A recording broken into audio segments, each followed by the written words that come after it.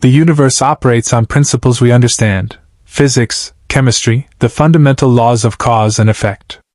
But what happens when something defies every sensor, every theory, every rational explanation?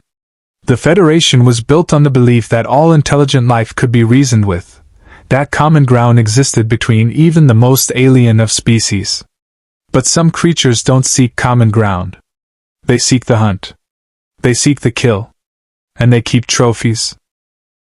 The USS Enterprise D was en route to Starbase 234 for routine crew rotations when the distress call came through. Lieutenant Commander Data's fingers moved across his ops console with characteristic precision as the transmission played on the bridge's main view screen. Static. Screaming. Then silence. "Captain, I am detecting a fragmentary distress signal from the Federation colony on Arcturus VII. Data reported, his golden eyes reflecting the flickering display. The transmission was abruptly terminated 47 seconds ago. Captain Jean-Luc Picard rose from his command chair, tugging his uniform jacket into place with the practiced gesture that had become second nature over decades of service. The colony on Arcturus VII housed 372 civilians, families, scientists, agricultural specialists working to terraform the planet's arid southern continent. It was a peaceful world, far from the neutral zone, far from any known threats. "Mr. Crusher, set course for Arcturus VII maximum warp," Picard commanded. "Commander Riker, assemble an away team. I want you ready to beam down the moment we're in transporter range." "Aye, Captain." Commander William Riker stood, already mentally cataloging who he'd need. Worf for security, Data for analysis, Dr. Crusher in case there were injuries. The routine of crisis response, drilled into muscle memory through years of service. But there was nothing routine about what waited for them. If you want to see more crossover invasions of the Star Trek universe, hit that subscribe button and drop the name of a character or species you'd want to see in the comments below. Live long and prosper. The Enterprise dropped out of warp at the edge of the Arcturus system 6 hours later. The colony world hung before them, a blue-green marble against the darkness of space. Sensors immediately began their automated sweep. "Sir, I'm picking up life signs," Data reported, his positronic brain processing information faster than any organic mind could follow. "However, the distribution is irregular. Colonial life signs should be concentrated in the settlement zones. Instead, I am detecting scattered individual readings across a 17-kilometer radius." "Scattered?" Picard moved closer to Data's console, studying the readouts. The numbers told a grim story. 372 colonists when last reported. 291 life signs detected. 81 people unaccounted for in 6 hours. "Could they be in shelters?" Riker suggested, though his tone suggested he already knew the answer. "Negative, sir. Colonial emergency shelters would not block our bioscans. These individuals are simply absent."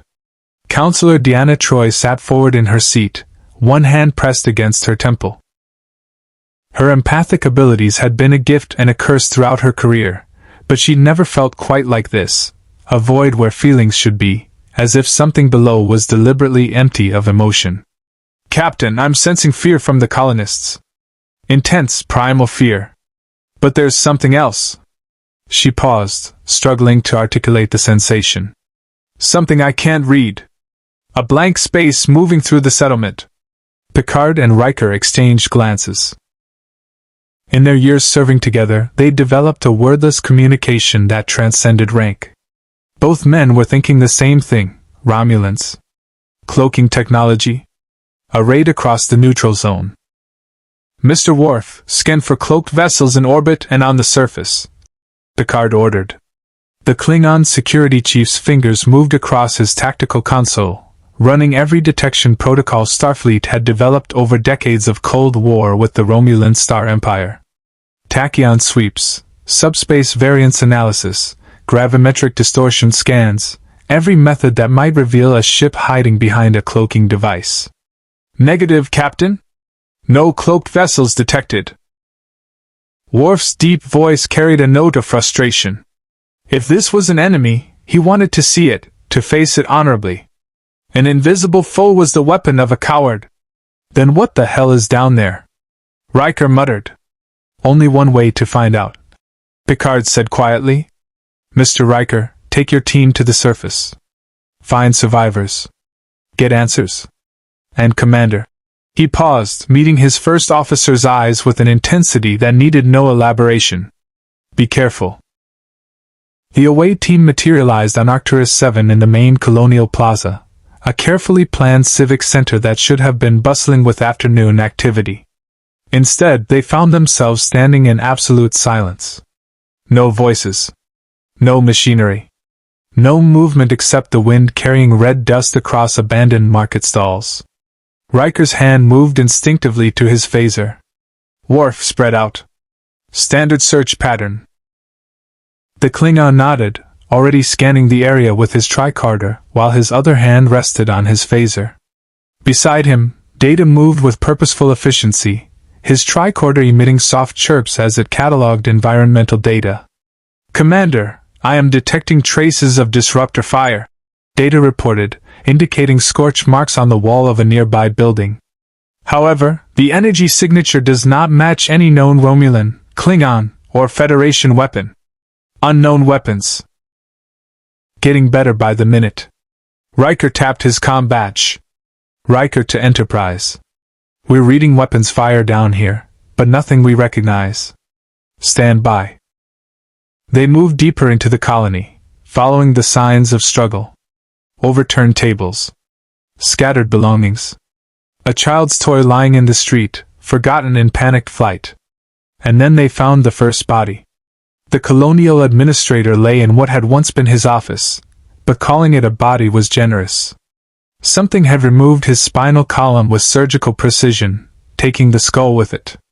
The wound was cauterized, suggesting an energy blade of some kind. The brutality of it was offset by the almost clinical precision. This wasn't rage or madness. This was deliberate. Dr. Beverly Crusher knelt beside the remains, her medical tricorder scanning even as her face went pale. My God! Jean-Luc, whatever did this wasn't interested in killing him quickly. The spinal extraction was performed while he was still alive. The neural trauma alone would have been. She stopped, unable to finish the sentence. Doctor? Riker prompted gently. This wasn't murder, Commander. This was a trophy. The word hung in the air like a curse.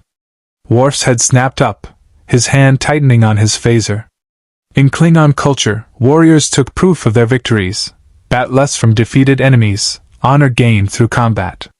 But this was something else. Something that took pieces of the fallen not for honor, but for collection. Data's tricorder suddenly chirped with unusual urgency. Commander, I am detecting a localized distortion field 3.7 meters to your left. The pattern suggests some form of active camouflage technology, significantly more advanced than Romulan cloaking devices. Everyone turned toward the empty air Data had indicated. There was nothing there. Just the wind. Just the dust. Just the silence. And then the silence screamed. The air itself seemed to tear apart as something massive materialized from nowhere. For a fraction of a second, Riker saw it clearly, 7 feet of armored muscle, a biomask with mandibles that spoke of an utterly alien physiology, weapons bristling from every surface. Then it moved, faster than anything that size had a right to move.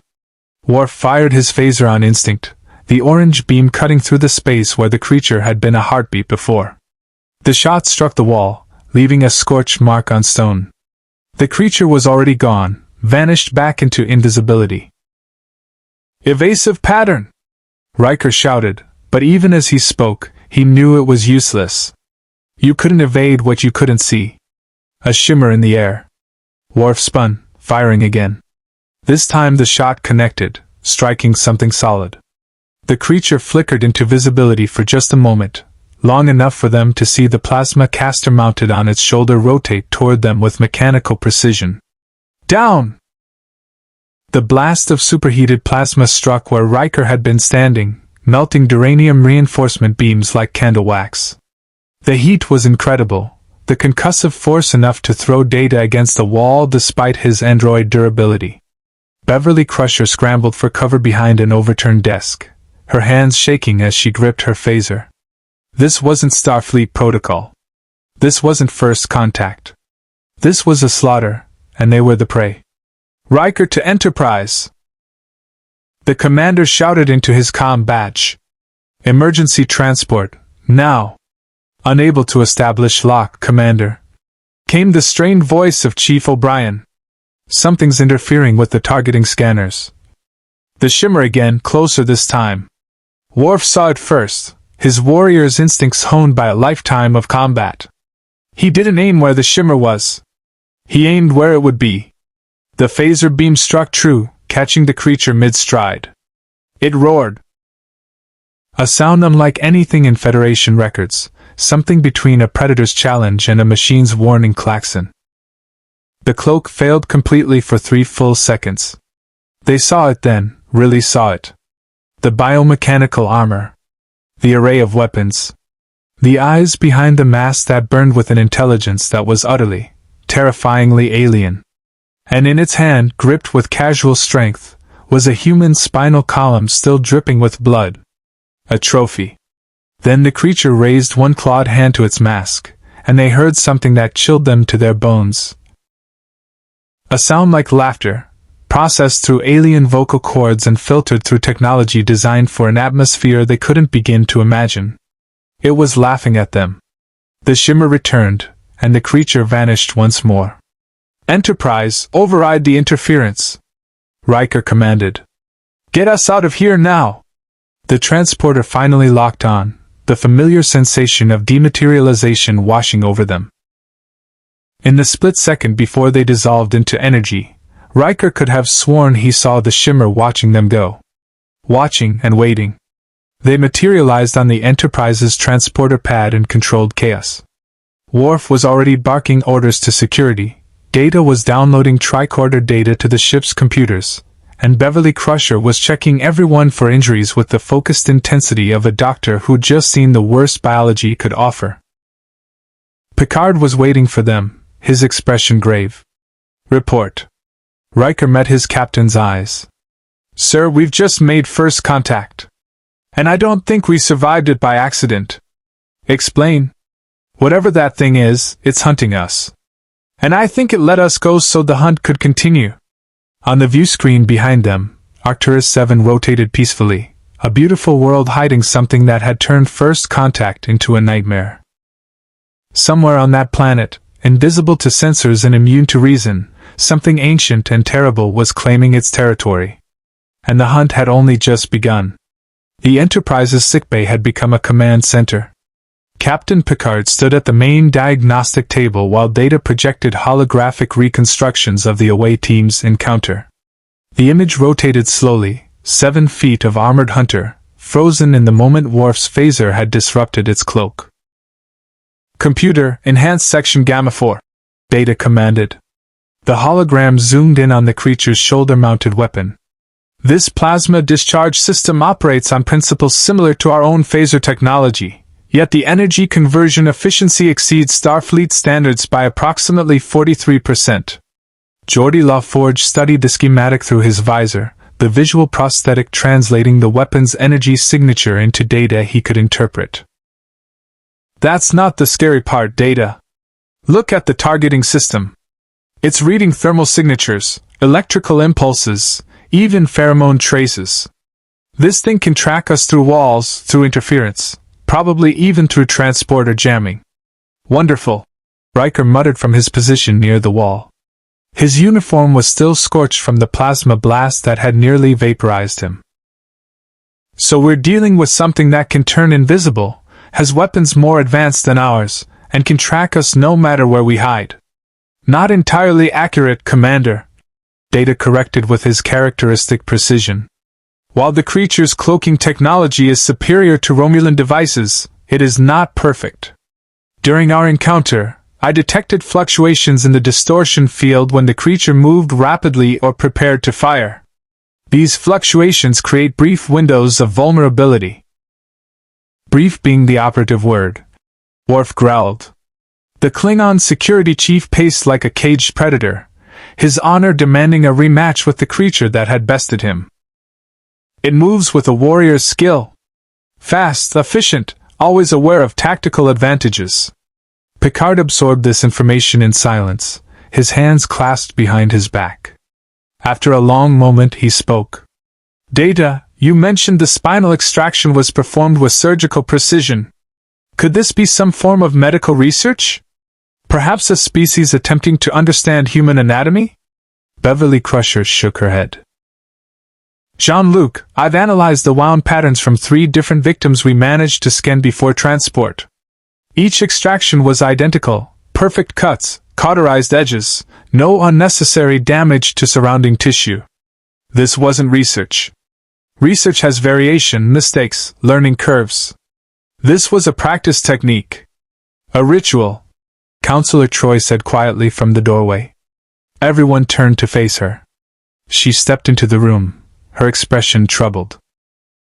I've been reviewing the psychological profile data compiled from the encounter. The creature didn't attack randomly or out of rage.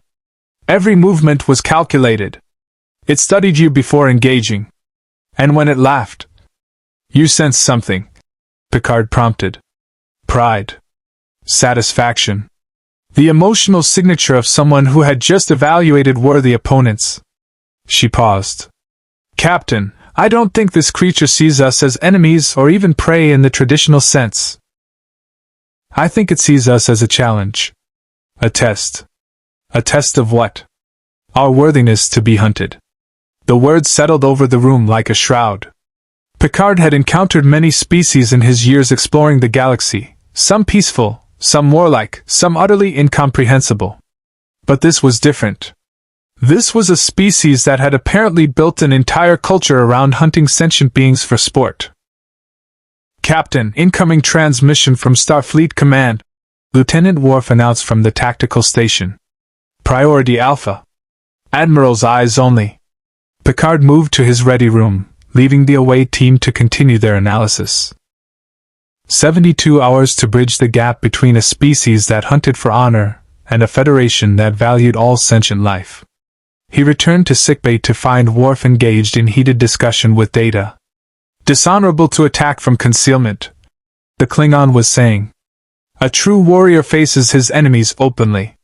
Lieutenant, your cultural perspective may not apply to this species, Data countered. Many Earth predators use camouflage and stealth as survival mechanisms.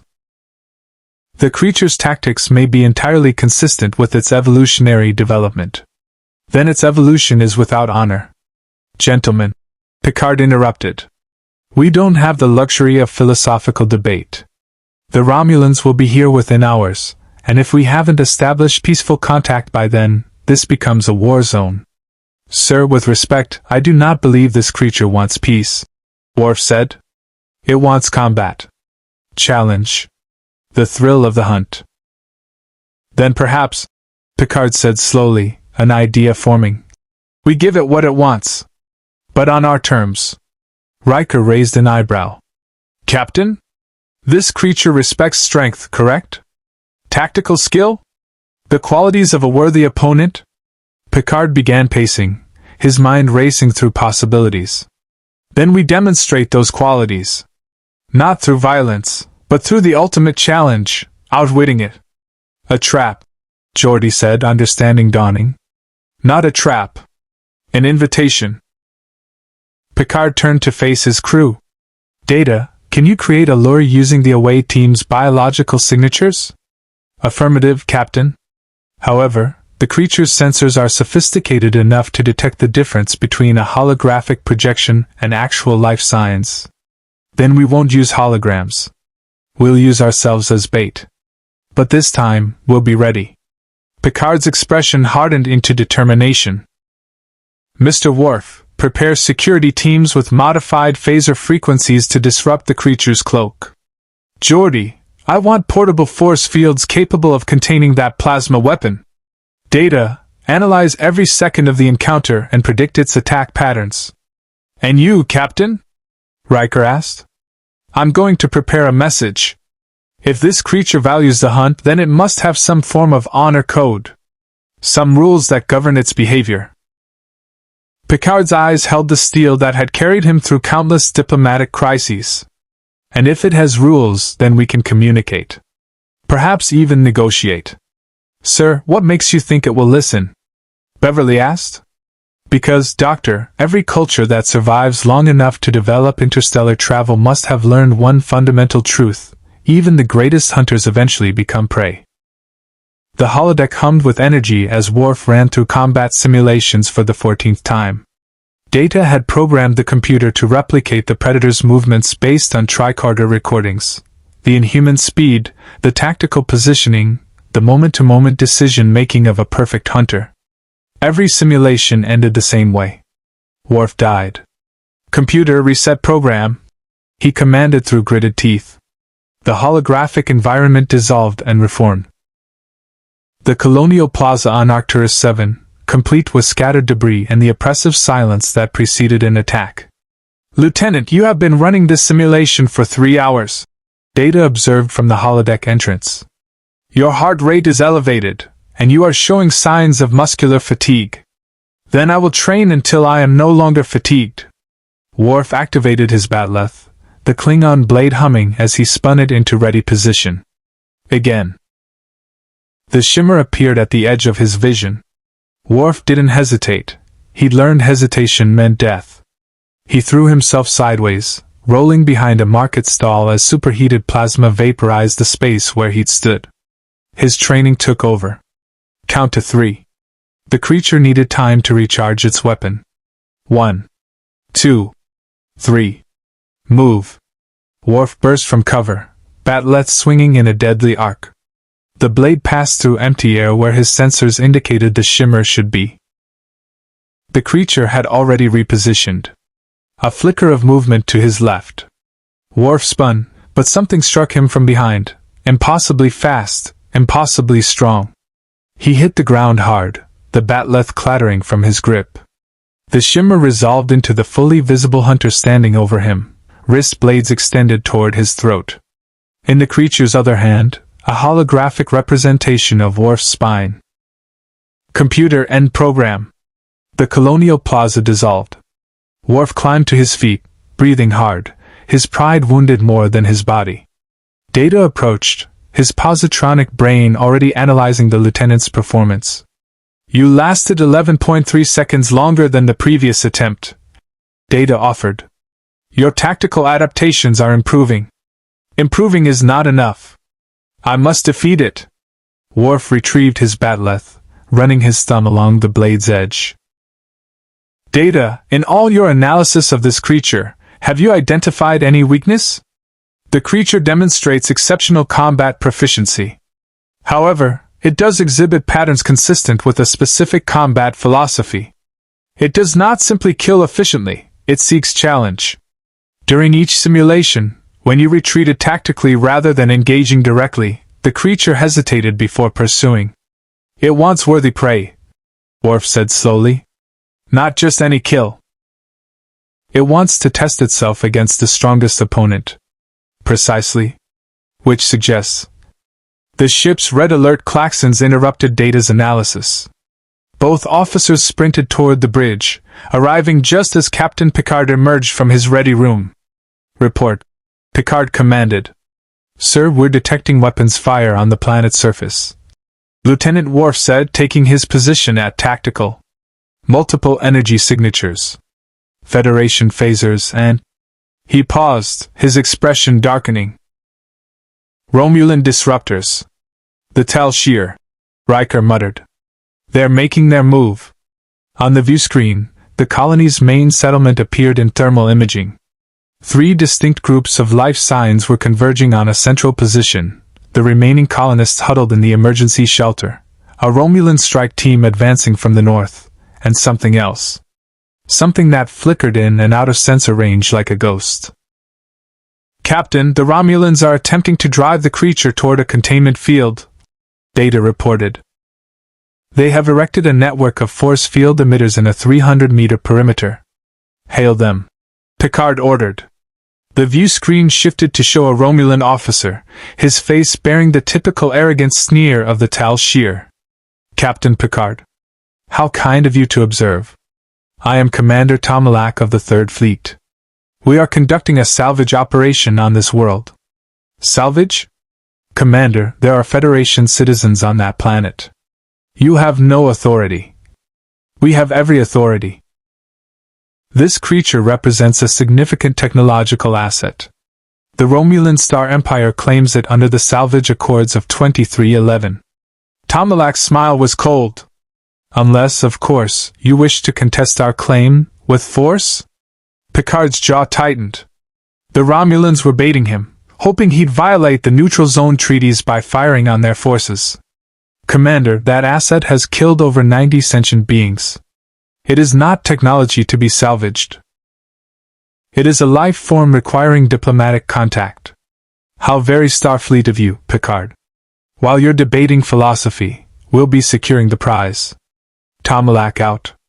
The view screen cut back to the colony. Below, the Romulan trap was closing. 6 Tal Shiar operatives moved with military precision, their disruptors firing not to kill but to herd. They were treating the predator like an animal to be captured. It did not appreciate the gesture. The creature's cloak flickered as it moved between Romulan positions with contemptuous ease. One operative went down, his neck snapped with surgical precision. Another raised his disruptor only to have it torn from his grip by a thrown smart disc, a spinning blade that decapitated him before returning to its owner's hand like a trained pet. Mr. Worf, can we transport those Romulans out of there? Picard asked. Negative, sir. Their own jamming field is preventing transporter locks. They designed it to contain the creature, but it is preventing their own escape. On the screen, the Predator moved through the Romulan forces like death incarnate. But it wasn't killing them all. It was being selective. The warrior who had shown courage by advancing alone, he died quickly, his spine claimed as a trophy. The coward who had tried to flee, ignored beneath contempt. The commander who barked orders from the rear, alive, but marked by 3 parallel cuts across his armor. A warning. This creature had a code. Captain, I request permission to beam to the surface, Worf said suddenly. Absolutely not, Lieutenant. You saw what it did to a trained Romulan strike team. Which is precisely why I must go. Worf turned to face Picard directly. Sir, this creature respects combat prowess. The Romulans tried to trap it like an animal. I will face it as a warrior. One-on-one. If it has honor, it will recognize the challenge. And if it doesn't have honor? Then I will die with mine intact. Picard studied his security chief. In Worf's eyes he saw the determination of a man whose entire culture was built on the concept of honorable combat. To deny him this would be to deny his very nature. Counselor? Picard asked quietly. Troy had been silent throughout the exchange, her empathic senses focused on the maelstrom of emotion from the planet below. Captain, I'm sensing something from the creature now. It's disappointed. The Romulans aren't providing the challenge it expected. It's almost bored. Then give it a real challenge, Worf urged. Let me prove that Starfleet warriors are not prey to be hunted, but equals to be respected. Picard made his decision. Mr. Worf, you have permission to... He paused. No. Not permission. You have my support. But understand this, Lieutenant. You're not going down there to fight. You're going down there to communicate. If this creature values strength, then show it strength. But also show it restraint. Make it understand that the greatest warriors know when not to kill. Worf's expression showed doubt. Captain, I am not skilled in diplomacy. You're more skilled than you know. Picard placed a hand on the Klingon's shoulder. Your honor, your code, your absolute refusal to compromise your principles. These are forms of communication that transcend language. If this creature truly has honor, it will recognize yours. I understand, sir. Mr. Data, you'll accompany Lieutenant Worf. Observe, record, but do not engage unless absolutely necessary. Aye, Captain. As Worf and Data headed to the transporter room, Riker moved beside Picard. "You're sending them to make first contact with something that's killed 90 people. That's one hell of a risk, sir." Number 1, in 40 years of exploring the galaxy, I've learned that the greatest risks often yield the greatest understanding. Picard watched the tactical display as 2 new life signs materialized on the planet's surface. Besides, if anyone can earn this creature's respect, it's Worf. On Arcturus VII, Worf materialized in the center of the Colonial Plaza. The Romulan forces had withdrawn, leaving bodies and scorch marks as evidence of their failure. The sun was setting, casting long shadows across the abandoned settlement. Worf drew his bat'leth and held it above his head in the traditional Klingon challenge stance. "I am Lieutenant Worf, son of Mok, of the House of Martok." His voice echoed across the empty plaza. "I know you can hear me, Hunter. I know you seek worthy prey. Then face me. Not from the shadows. Not with tricks and technology. Face me as a warrior, and let us see who is truly worthy." For a long moment, there was only silence. Then, 30 meters away, the air began to shimmer. No warning, no hesitation, just explosive forward momentum that covered 10 meters in the span of a heartbeat. Worf barely had time to raise his bat'leth before the creature's wrist blades struck with the force of a photon torpedo. The impact sent shockwaves up his arms, testing the limits of Klingon bone density. "Fascinating," Data observed from his position 40 meters away, tricorder active. "The creature's musculature generates approximately 3.7 times the force output of an average Klingon warrior." Worf didn't need Data's analysis to know he was outmatched in raw strength. He'd known that the moment the creature had lifted him effortlessly during their first encounter. But combat wasn't just about strength, it was about skill, strategy, and the will to never surrender. The Klingon pivoted, redirecting the Predator's momentum rather than resisting it. His bat'leth traced a silver arc through the air, forcing the creature to leap backward or lose an arm. It landed in a crouch, mandibles spreading in what might have been approval or amusement. Then it charged again. This time Worf was ready.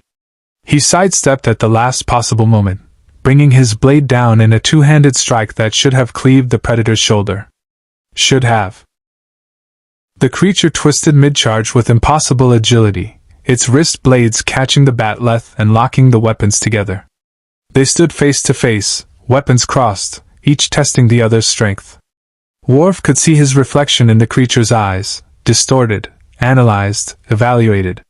The Predator's mandibles clicked in a rhythm that sounded almost like speech. "Lieutenant, I believe it is attempting to communicate," Data called out. The clicking pattern follows a structured syntax consistent with language formation. "What is it saying?" Worf grunted, muscles straining against the deadlock. "Unknown. However, the tonal variations suggest either a question or a challenge." The Predator suddenly disengaged, stepping back and extending its wrist blades to full length.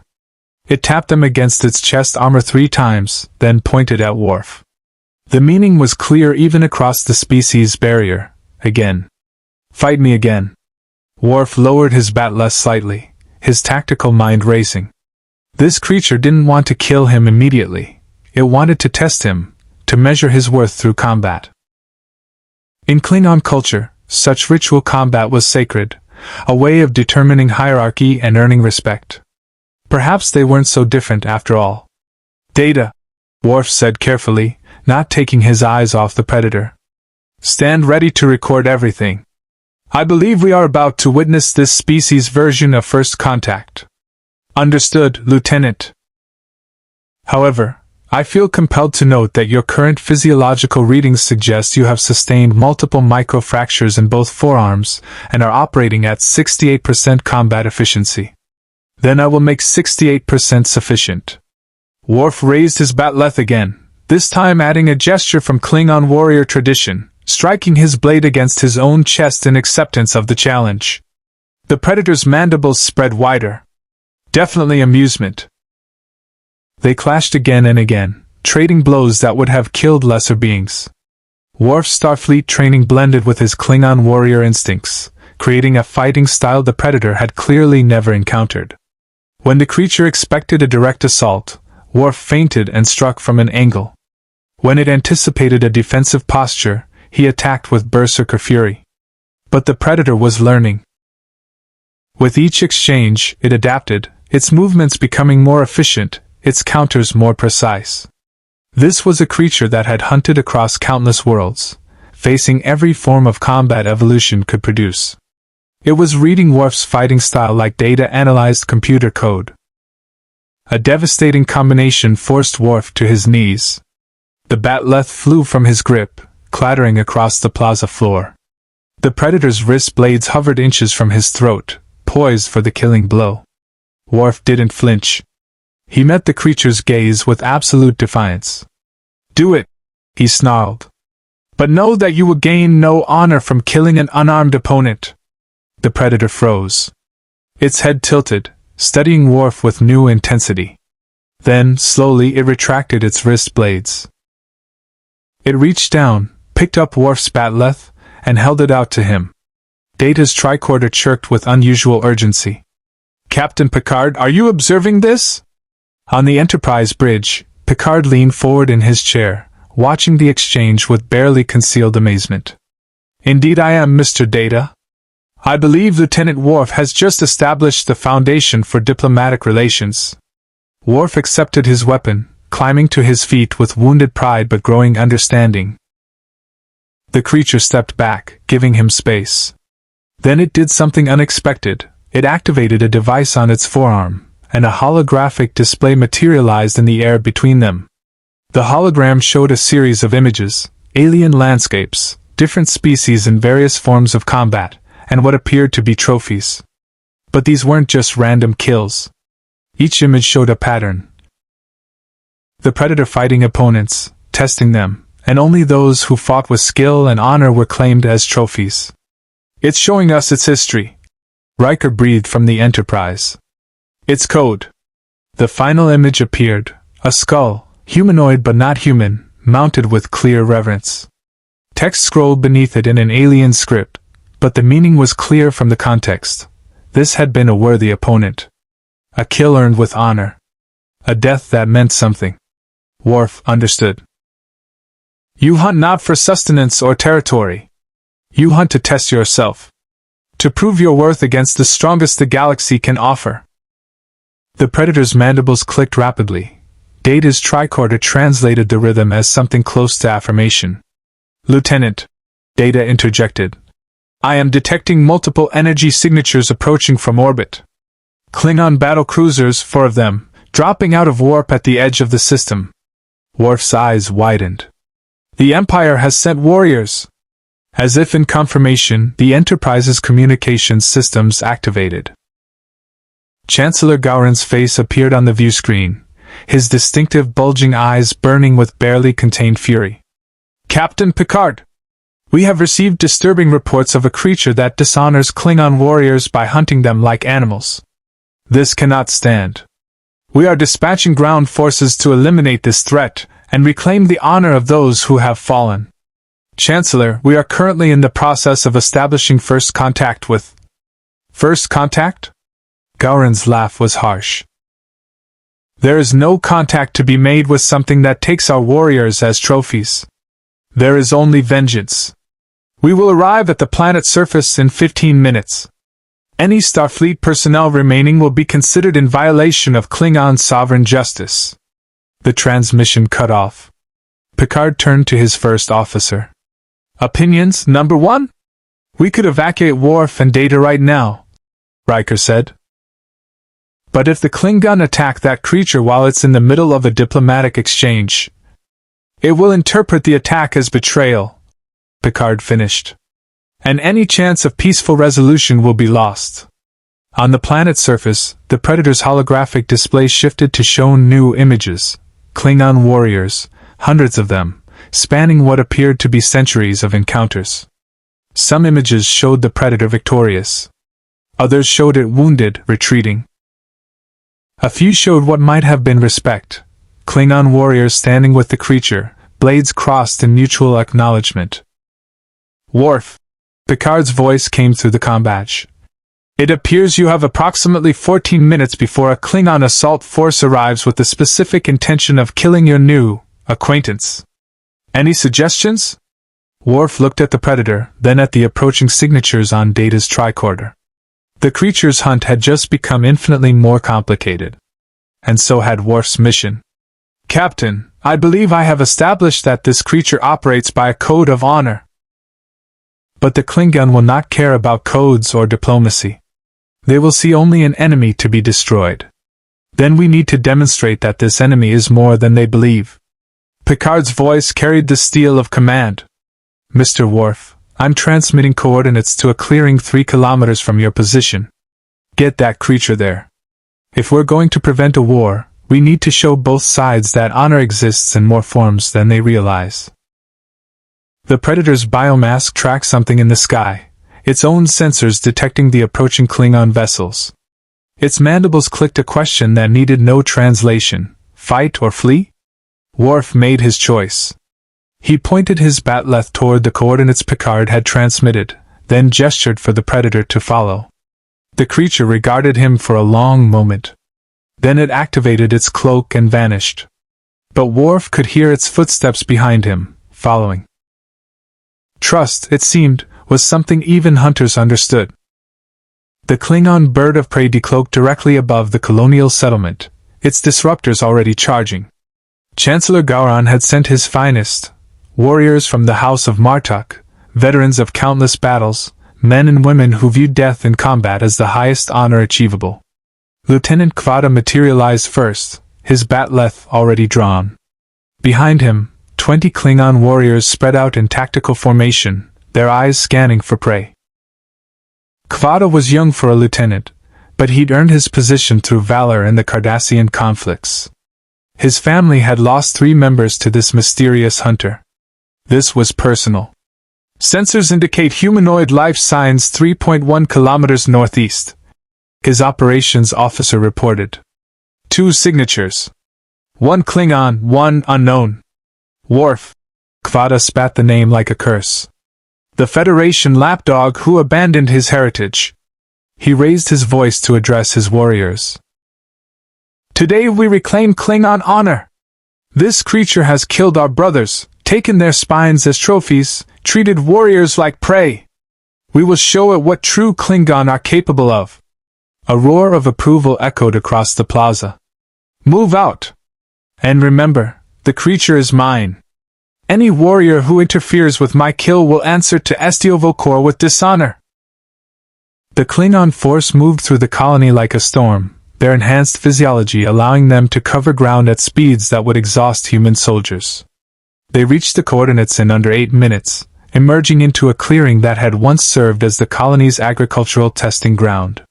Worf stood in the center, alone. Brother Worf! Kvada called out, the term dripping with sarcasm. How kind of you to arrange this meeting. Where is the creature? Have you already killed it and claimed glory for the Federation? The creature is here. Worf replied calmly. It has been here the entire time. Kvada's eyes narrowed.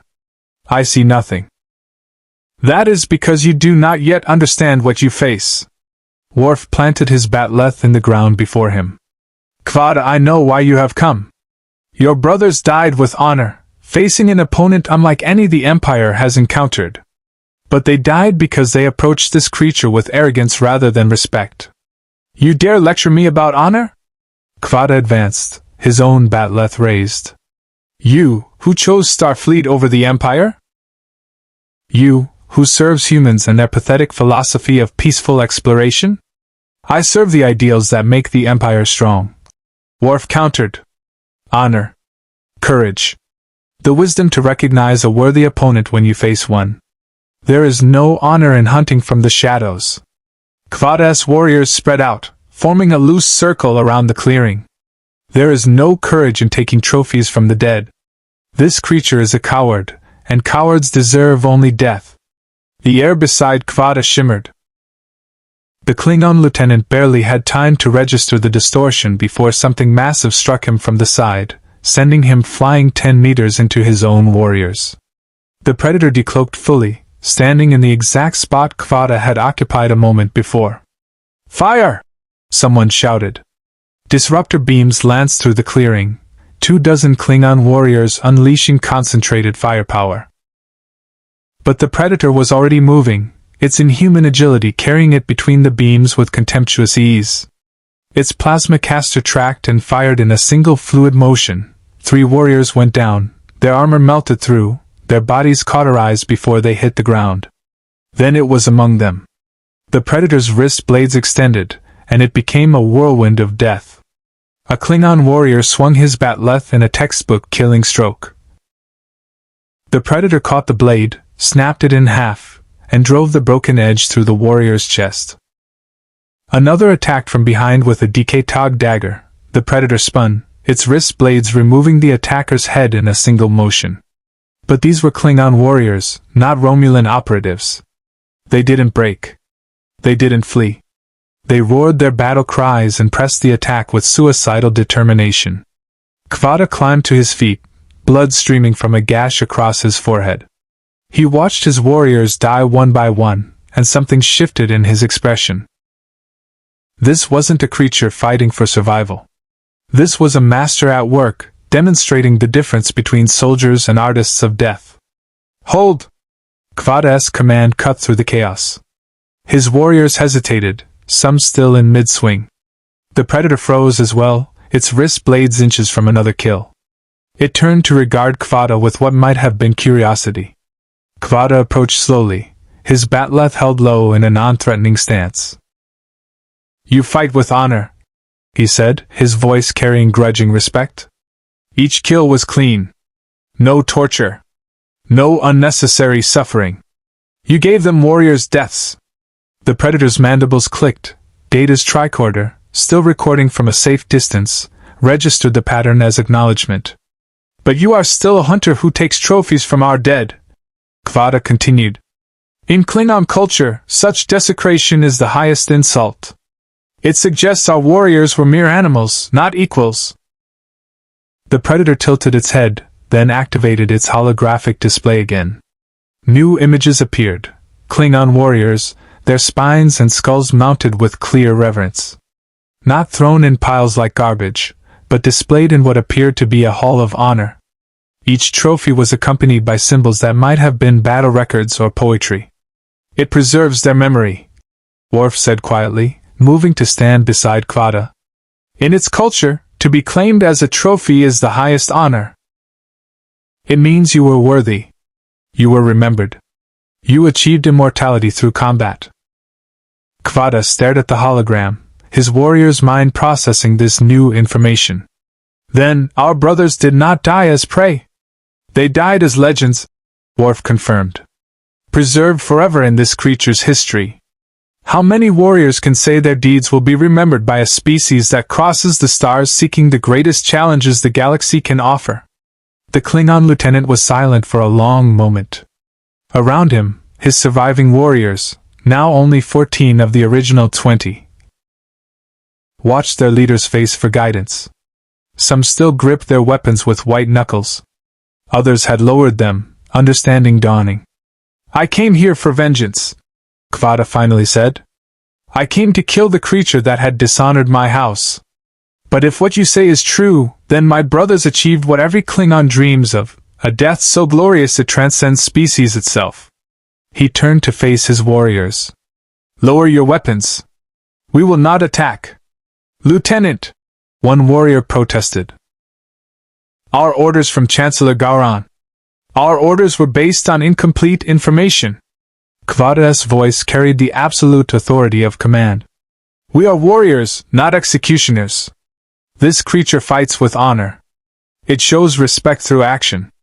That is more than can be said for some who carry Klingon blood." The Predator watched this exchange with clear interest. Then it did something that shocked everyone present. It removed 3 trophies from its collection harness, and placed them carefully on the ground before Kvada. 3 Klingon skulls, each bearing inscribed symbols. Kvada knelt, his hands trembling as he picked up the first skull. This is Commander Koloth. He disappeared 3 years ago near the Azure Nebula. Command assumed his ship was destroyed by pirates. He looked up at the Predator with new understanding. He died fighting you. The Predator's mandibles spread in what Data's linguistic analysis suggested might be pride. It gestured at the skull, then at Kvada, then back at the skull. It's offering to return them, Worf translated. So they can be honored by their own people. No. I am Lieutenant Kvada, House of Martok, son of General Kompek who died at Narendra III. If our warriors are worthy of your respect, then perhaps... He paused, choosing his words carefully. Perhaps you would honor us by sharing battle stories. Warrior to warrior. The Predator regarded him for a long moment. Then it tapped its biomask, and a new series of holograms appeared, battle after battle, world after world, each one a story of combat and honor. Data's combadge chirped. Captain Picard, this is a remarkable development. The Klingon have ceased hostilities and appear to be engaging in cultural exchange. On the Enterprise bridge, Picard allowed himself a small smile. It seems Lieutenant Worf's approach was correct. Honor, it appears, is indeed a universal language. Sir? Lieutenant Worf interrupted. I am detecting a cloaked vessel entering orbit. Configuration matches Romulan warbird class. Riker's expression hardened. The Romulans aren't here for cultural exchange. No, Picard agreed, his smile fading. They're here for the technology. And unlike the Klingon, they won't be deterred by appeals to honor.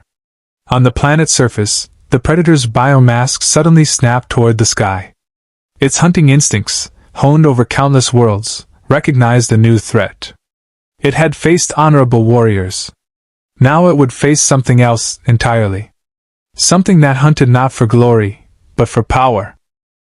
The creature's plasma caster activated automatically, targeting systems tracking the cloaked warbird that its superior sensors had already detected. Kvada saw the gesture and grinned. It seems we have uninvited guests. Lieutenant Worf, what is the Federation's stance on joining forces with Klingon warriors and an alien hunter to repel Romulan thieves? Worf's expression matched Kvada's grin exactly. I believe Captain Picard would call it an unprecedented opportunity for interstellar cooperation. The Predator's mandibles clicked rapidly. Data's analysis suggested laughter. 3 species, 3 codes of honor, united against a common enemy. The hunt was about to become very interesting. Commander Tomalak stood in the Warbird's command center, studying tactical displays with the cold calculation that had made him one of the Tal Shiar's most effective operatives. The holographic projection showed the clearing below, 1 Predator, 1 Starfleet officer, and 14 Klingon warriors now apparently engaged in what the sensors interpreted as non-hostile interaction. Fools, Tomalak muttered. They treat this creature as an equal when it should be dissected in a laboratory. His tactical officer, a young Centurion named Velo, gestured to the energy readings emanating from the Predator's equipment. Commander, the creature's technology is extraordinary. The cloaking device alone operates on principles we've never encountered. If we could reverse engineer even a fraction of its capabilities, we will have superiority over both the Federation and the Klingon Empire. Tomalak finished.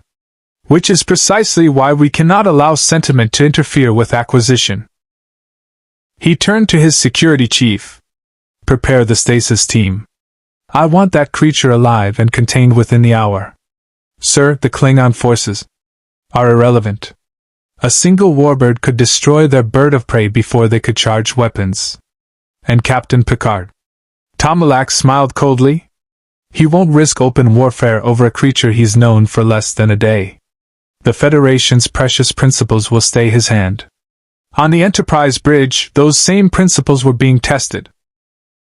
Captain, the Romulan vessel is powering weapons, Worf reported, his voice tight with controlled aggression. They are targeting the clearing. Picard's fingers drummed against his armrest, a rare display of tension. Hail them.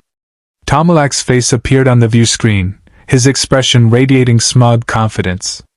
Captain Picard? I trust you've been enjoying your diplomatic exercise. However, the Romulan Star Empire has business to conclude. Commander, if you fire on that clearing, you'll be attacking Klingon warriors on a Federation colony world. That's an act of war against two powers simultaneously. An act of war requires intent to harm sovereign forces. Tomalak countered smoothly. We have no interest in Klingon or humans. We simply intend to secure an asset of significant technological value. If your people and the Klingon choose to interfere, any casualties would be regrettable but justified under the technology acquisition protocols of. There are no protocols that justify what you're planning. Picard interrupted, his voice carrying the quiet authority that had negotiated peace treaties across the quadrant. That creature is a sentient being engaged in first contact. What you're proposing is kidnapping. Semantics, Captain. Stand aside, or I will interpret your interference as a violation of the Neutral Zone Treaty. The transmission cut off. Riker leaned toward Picard. Sir, we could extend shields around the away team's position. It would prevent Romulan transport, and give them protection from weapons fire. And leave the Enterprise vulnerable to a warbird's full arsenal. Picard replied quietly. Number 1, we're not dealing with a simple border skirmish. If we shield Worf and the Klingon, Tomalak will interpret it as choosing sides in what he'll spin as a legitimate salvage operation. The political ramifications could destabilize the entire sector. So we do nothing? I didn't say that.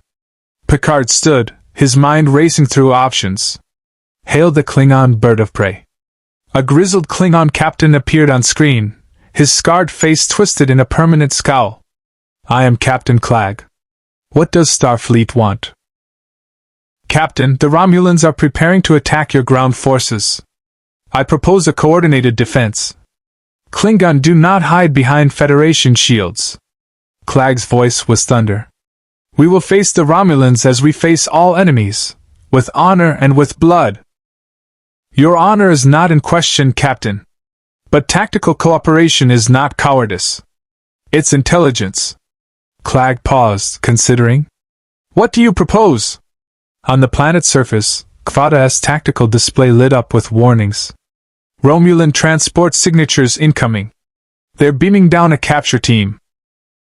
The Predator's biomask swiveled toward the forest edge where shimmering columns of green light were materializing into 6 Romulan commandos equipped with stasis field generators and neural inhibitors.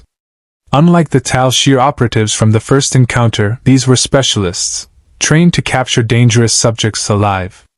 A new hunt, Kvada said, gripping his batleth. Warriors, form defensive perimeter. But the Predator had already moved. It blurred into invisibility, leaving only the faintest shimmer as it circled toward the Romulan team. Worf recognized the tactic immediately. The creature was positioning for an ambush, using the Klingon as bait to draw out the enemy's formation. Hold position. Worf commanded the Klingon warriors. Let it work. The lead Romulan commando raised his scanner, frowning at the readings. Target has activated cloaking technology.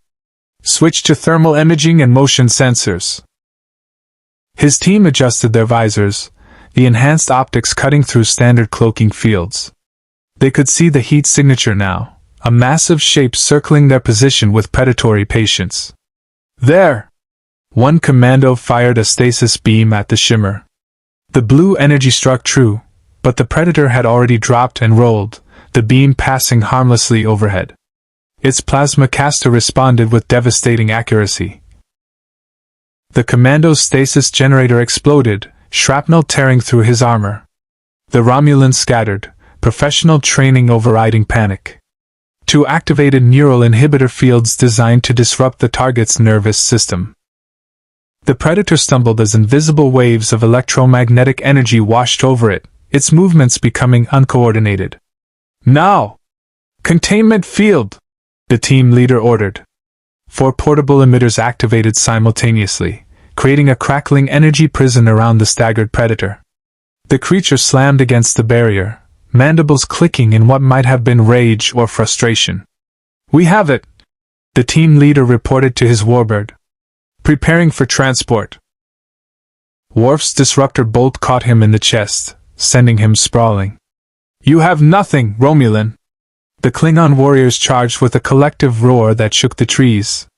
The Romulans returned fire, but they were outnumbered and outmatched in close combat. Within seconds, the clearing descended into chaos. Bat'leths against plasma rifles, Klingon battle rage against Romulan tactical precision. Inside the containment field, the Predator watched. And learned. Its wrist computer flickered through rapid calculations, analyzing the field's harmonic frequency. The technology was advanced, but not perfect. Every energy barrier had a weakness, a resonance point where the right counter frequency could create cascading failure. The Predator's plasma caster recalibrated. It fired at the ground inside the barrier, the superheated bolt ricocheting off the packed earth and striking the interior of the field at a precisely calculated angle. The containment emitters sparked, overloaded by the feedback, and the barrier collapsed. The creature was free. It joined the battle with terrifying efficiency, its wrist blades cutting through Romulan armor like tissue. But it was selective. Those who fought with courage received quick deaths. Those who tried to flee found themselves herded back toward the Klingon warriors, forced to face their fate with whatever dignity they could muster. Within 2 minutes, the Romulan capture team was eliminated. Kvada stood among the bodies, breathing hard, his armor scorched from plasma fire. "Well fought, Hunter. You are truly worthy of..." The transporter beam caught him mid-sentence, dissolving him into energy. All around the clearing, green light enveloped Klingon warriors. The warbird was beaming them directly to its brig. "No!" Worf dove for cover as the transporter tried to lock onto him, his Starfleet combadge's encryption making him a harder target. But the Klingon had no such protection. Within seconds, he was alone in the clearing. Alone except for the Predator. The creature stood motionless, its sensors tracking the warbird in orbit. Then it looked at Worf and gestured upward, a universal sign that transcended language. "They took my worthy opponents." "Yes," Worf said quietly. "And they will kill them unless we act." The Predator's mandibles clicked rapidly as it activated its wrist computer. A holographic schematic appeared, a Romulan warbird's interior layout. The creature had scanned the vessel during transport attempts, mapping its structure with the casual expertise of a hunter who had breached 1,000 different ships across the galaxy. It pointed to a section near the engine core, then to itself, then to Worf. The meaning was clear: we hunt together. "Data," Worf spoke into his combadge. "Inform Captain Picard that I am pursuing an unconventional rescue operation. Lieutenant, I must advise against." "Noted." Worf out. He looked at the Predator, this creature that had killed 90 people and earned the respect of Klingon warriors through sheer martial prowess. "Can you get us aboard that ship?" The Predator reached to its belt and retrieved a small device. It pressed controls, and suddenly the air above them rippled with energy. A Yautja scout ship decloaked, hovering silently 20 meters overhead, sleek, predatory, and utterly unlike any Federation design. The creature had never been truly stranded. It had simply been hunting. "Of course you have a ship," Worf muttered. "Why would I expect anything else?" The Predator's mandibles spread in what was definitely amusement. Then it activated a gravity lift, pulling both of them toward the waiting vessel. On the Enterprise, Data's voice carried clear concern. "Captain, Lieutenant Worf and the creature have just boarded an unknown vessel. They are on an intercept course with the Romulan warbird." Picard closed his eyes briefly. "He's going after the Klingon." "A logical assumption, sir. However, I feel compelled to note that Lieutenant Worf is now effectively allied with a creature that has demonstrated lethal force against over 90 sentient beings. Or," Picard said slowly, "he's demonstrated that even the most alien of species can find common ground when facing a mutual threat. Open a channel to Commander Tomalak. It's time we reminded the Romulans that kidnapping carries consequences." The Predator's scout ship accelerated toward the warbird, running dark and cloaked. Inside, Worf checked his phaser while the creature prepared its arsenal with methodical precision. They were no longer hunter and prey. They were warriors with a shared purpose. And the Romulans were about to learn why that was the most dangerous combination in the galaxy. The Predator's scout ship cut through space like a blade, its cloaking technology rendering it invisible even to the warbird's sophisticated sensors. Inside the cramped cockpit, Worf studied the holographic display showing the Romulan vessel's internal structure while the Predator piloted with movements so fluid they seemed almost choreographed. "The brig is located here," Worf said, pointing to a section near the ship's central core. Heavily shielded, multiple security checkpoints, guards rotated every 2 hours according to standard Romulan protocol. The Predator tilted its head, mandibles clicking softly. It manipulated the hologram, highlighting a different route, through the vessel's waste reclamation system, bypassing security entirely. "You want us to crawl through Romulan sewage?" Worf's expression showed clear distaste. "That is, actually tactically sound." The creature's shoulder movement suggested something between a shrug and acknowledgement. It had clearly infiltrated countless ships across the galaxy. Dignity was secondary to effectiveness. "Captain Picard, this is getting interesting," Geordi reported from the Enterprise. "I'm detecting massive power fluctuations from the warbird. Tomalak's diverting energy from life support to weapons and shields." Picard stood, moving closer to the view screen. "He's preparing for battle. Hail him again." Tomalak's image appeared, his expression carved from stone. "Captain, I have nothing more to say to you. The Klingon warriors attempted to interfere with a legitimate salvage operation. They are now detained aboard my vessel awaiting transport to a Romulan detention facility for questioning. You've committed an act of war, Commander. Release them immediately. Or what? You'll fire on a Romulan warbird and start the very conflict your precious Federation desperately wants to avoid?" Tomalak leaned forward.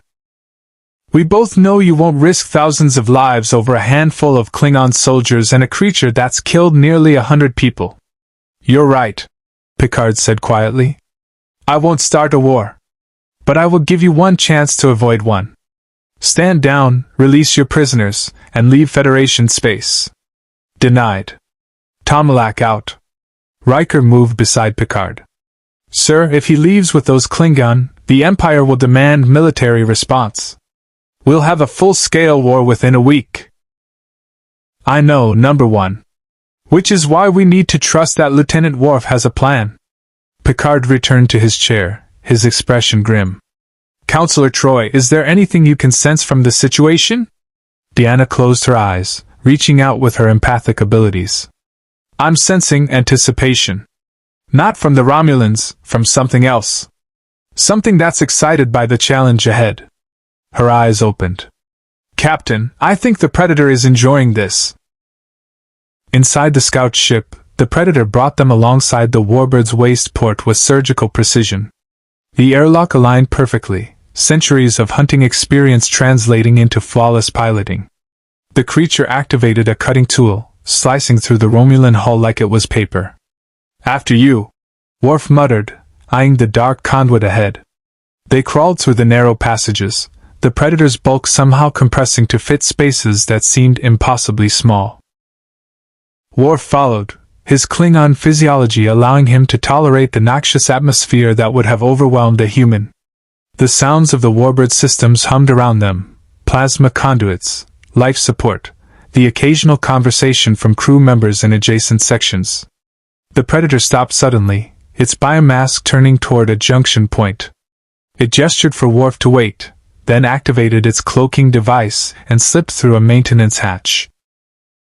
Worf counted to 30, as they'd wordlessly agreed. Then he heard it, a brief struggle, a muffled impact, silence. The hatch reopened, and the Predator reappeared, now carrying 2 Romulan uniforms. "You want us to disguise ourselves?" Worf examined the uniform dubiously. "I am clearly Klingon." The Predator clicked its mandibles. Data would have identified the pattern as exasperation, and pointed to a notation on its wrist display. The uniform's biodampening field would mask Worf's species signature from internal sensors. As for the Predator itself, the creature activated a holographic disguise projector, and suddenly it appeared as a tall Romulan guard, its distinctive armor and weapons hidden beneath a shimmering illusion. "Impressive," Worf admitted, pulling on the stolen uniform. "But your walk will give you away. Romulans move with calculated precision. You move like a hunter." The Predator adjusted its gait, adopting the stiff, military bearing of a Romulan centurion. The transformation was unsettling. A perfect mimicry born from countless observations of prey. They emerged from the maintenance passage into a corridor. 2 Romulan security officers passed them without a second glance. The Predator's hologram held perfectly, its technology decades beyond anything the Federation had developed. The brig entrance loomed ahead, guarded by 4 Centurions armed with disruptors. Standard Romulan security, redundant, professional, and utterly unprepared for what was about to happen. "Hold," one guard commanded as they approached. "This section is restricted. State your business." Worf's hand moved to his concealed phaser. But the Predator was faster. Its holographic disguise flickered off for just a moment, long enough for the guards to see the 7-foot nightmare standing before them, then reactivated as it struck. The fight lasted 3 seconds. 4 guards, 4 precise strikes. The Predator didn't kill them. Worf noted this with approval. It incapacitated them with the minimum force necessary, honoring the unspoken agreement that this was rescue, not slaughter. They dragged the unconscious Romulans into a storage closet and sealed the door. The brig controls yielded easily to the Predator's hacking device, another piece of technology that made Federation security systems look primitive by comparison. The force field shimmered and died. Inside, Kvada and his 13 warriors looked up in surprise. "Worf?" Kvada's eyes widened. "And, is that the hunter?" The Predator's hologram dissolved, revealing its true form. It gestured toward the exit with unmistakable meaning. "Time to leave." "A rescue mission." Kvada grinned fiercely. "I underestimated you, brother Worf. And you, Hunter, you risk yourself for warriors you barely know?" The Predator's mandibles clicked. It pointed to Kvada, then to the trophies on its belt, then made a slashing gesture. The meaning was clear. Worthy opponents deserve worthy deaths, not capture. "Then let us provide the Romulans with a proper battle on our way out," Kvada said, retrieving his confiscated bat'leth from the security locker. "No," Worf countermanded firmly. "We leave quickly and quietly. Creating casualties will give the Romulans justification for." Alarms shrieked through the warbird's corridors. Red emergency lighting bathed everything in crimson. "For exactly that," Worf finished grimly. Commander Tomalak's voice echoed through the ship's comm system. "All hands, intruders detected in Detention Block 7. Security teams converge. They must not reach the shuttle bay. The shuttle bay is the obvious escape route," Kvada noted. "They'll have it surrounded within minutes." The Predator was already moving, accessing a wall terminal with its hacking device.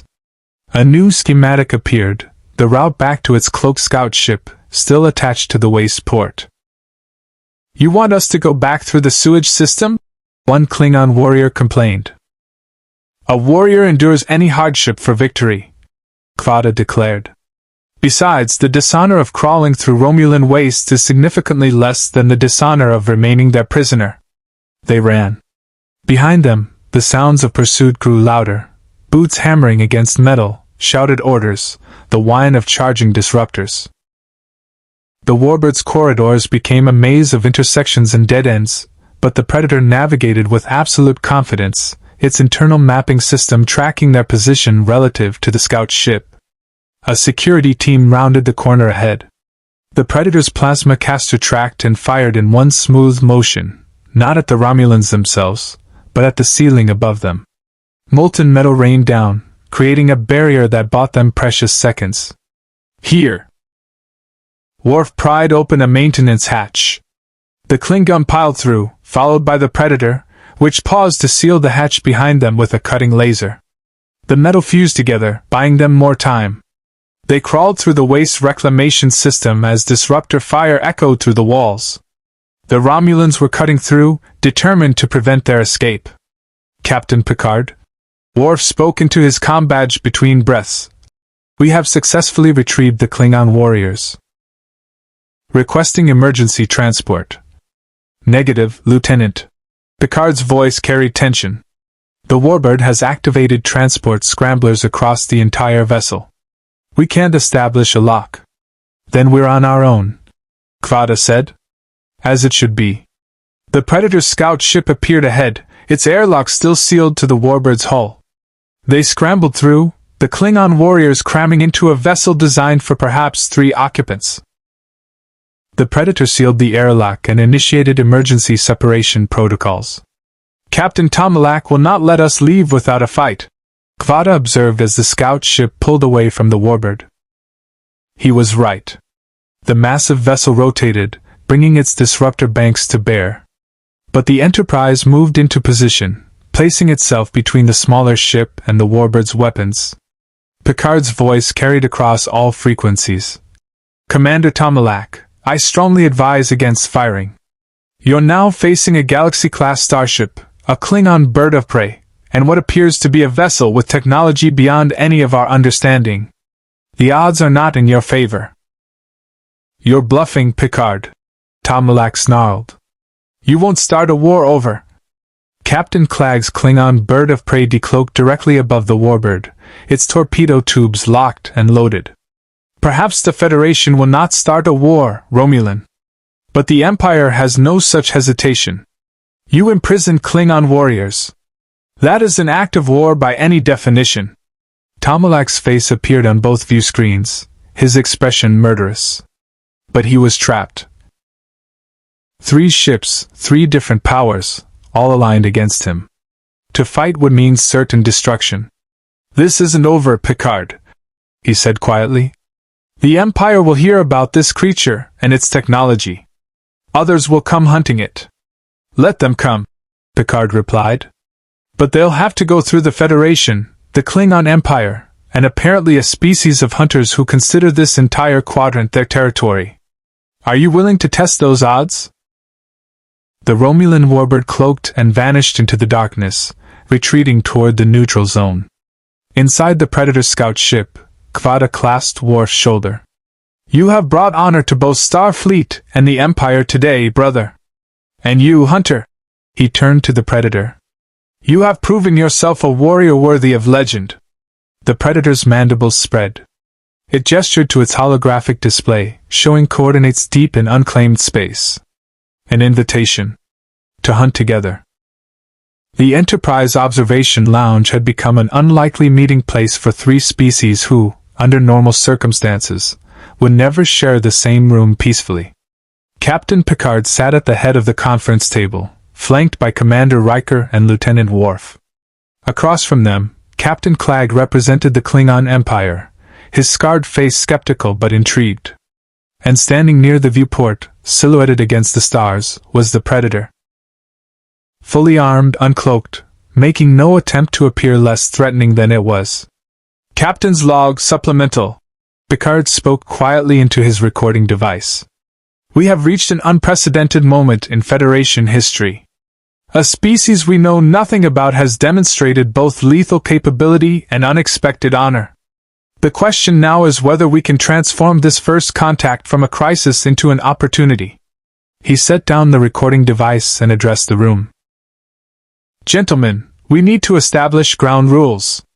This creature has killed Federation citizens, Klingon warriors, and Romulan operatives. Those deaths cannot be ignored or forgotten. But Lieutenant Worf has convinced me that there may be context we're missing. Context does not resurrect the dead," Captain Clag growled. "My warriors demand justice." The Predator's biomask tracked Clag's every movement, calculating threat levels, escape routes, weapon vulnerabilities. Data stood nearby with his tricorder, attempting real-time translation of the creature's body language and vocalizations. "Captain Picard?" Data interjected. "I believe I have begun to establish basic communication protocols with our guest. The creature's clicking patterns follow a structured linguistic framework. With the Enterprise computer's assistance, I may be able to create a rudimentary translation matrix. Proceed, Mr. Data." Data approached the Predator cautiously, his android nature making him immune to the intimidation that would have frozen most organic beings. He held up his tricorder, which emitted a series of tones and clicks. The Predator's head tilted, mandibles spreading with what might have been curiosity. Then it responded, a rapid series of clicks, growls, and tonal variations that Data's tricorder struggled to process. Fascinating, Data said. The creature is asking why we waste words when actions speak truth. He paused, adjusting the translation parameters. I believe it finds our diplomatic process inefficient. Inefficient or not, it's how we avoid unnecessary bloodshed, Picard replied. He stood, moving closer to the Predator. I am Captain Jean-Luc Picard of the United Federation of Planets. We are explorers and diplomats. We seek peaceful coexistence with all sentient species. Can you understand me? The Predator was silent for a moment.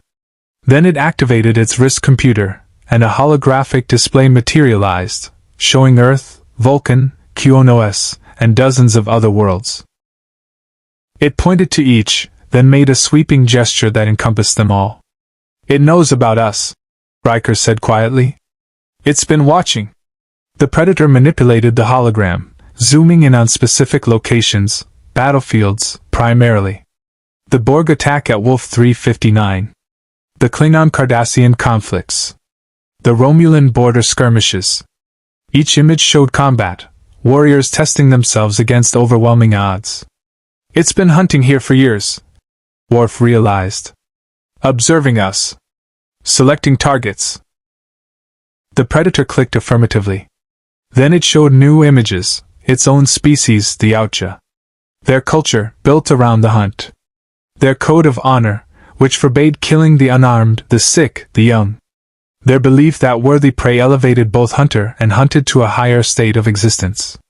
Data's tricorder processed the flood of information. Captain, I am beginning to understand the creature's moral framework. In Yautja culture, to be hunted is not an insult. It is the highest form of recognition. To be claimed as a trophy means your combat prowess was exceptional enough to be preserved forever. Then the colonists who died. Picard began. Were not civilians to this creature. Data finished. According to the biometric data it recorded, every individual it killed was either armed, in a position of authority over armed forces, or had prior military training. It did not hunt the truly defenseless. Captain Clegg slammed his fist on the table. This does not excuse the deaths. Klingon warriors died without the chance to face their enemy honorably. The Predator's biomask focused on Clegg.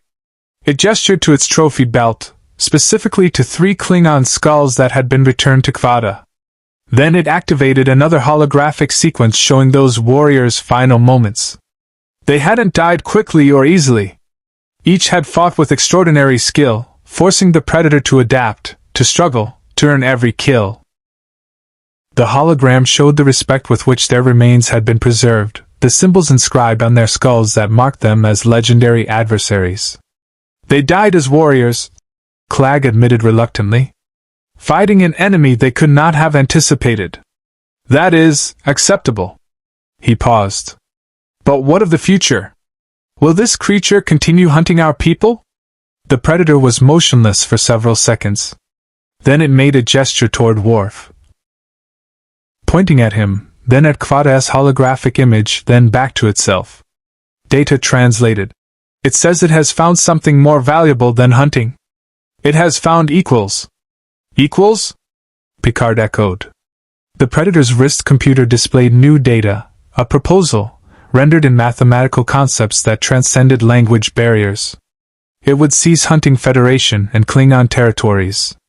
In exchange, it sought something else, challenges. It wants to test itself against our most dangerous threats. Data explained, processing the alien mathematics. The Borg. The Dominion.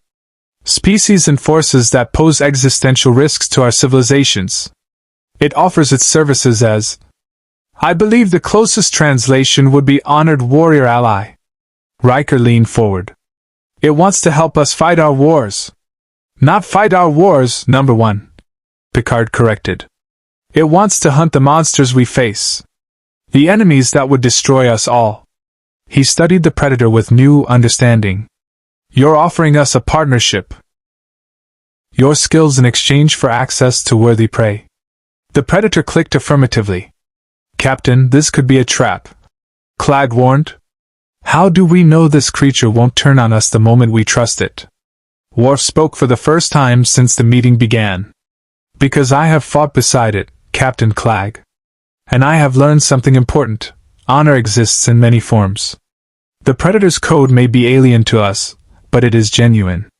It kept me alive when it could have killed me. It rescued your warriors when it could have abandoned them. These are not the actions of a creature without integrity.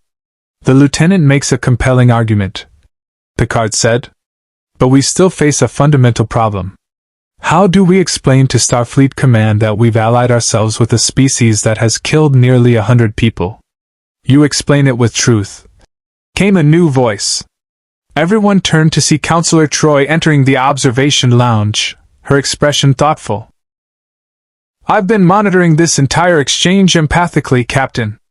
And I can tell you with absolute certainty, this creature is not lying. Its emotional resonance is completely consistent with genuine honor.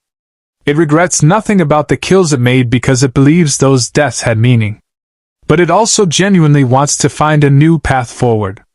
She approached the Predator without fear, her empathic senses guiding her. You're lonely, aren't you? You've hunted across countless worlds, faced countless prey. But you've rarely found anyone who truly understood what you are. Warriors who fight not for conquest or survival, but for the pure test of skill. She glanced at Worf. Until now. The Predator's mandibles clicked softly. Data's translation suggested melancholy acknowledgement. Then perhaps, Picard said slowly, we can offer you something beyond just worthy prey.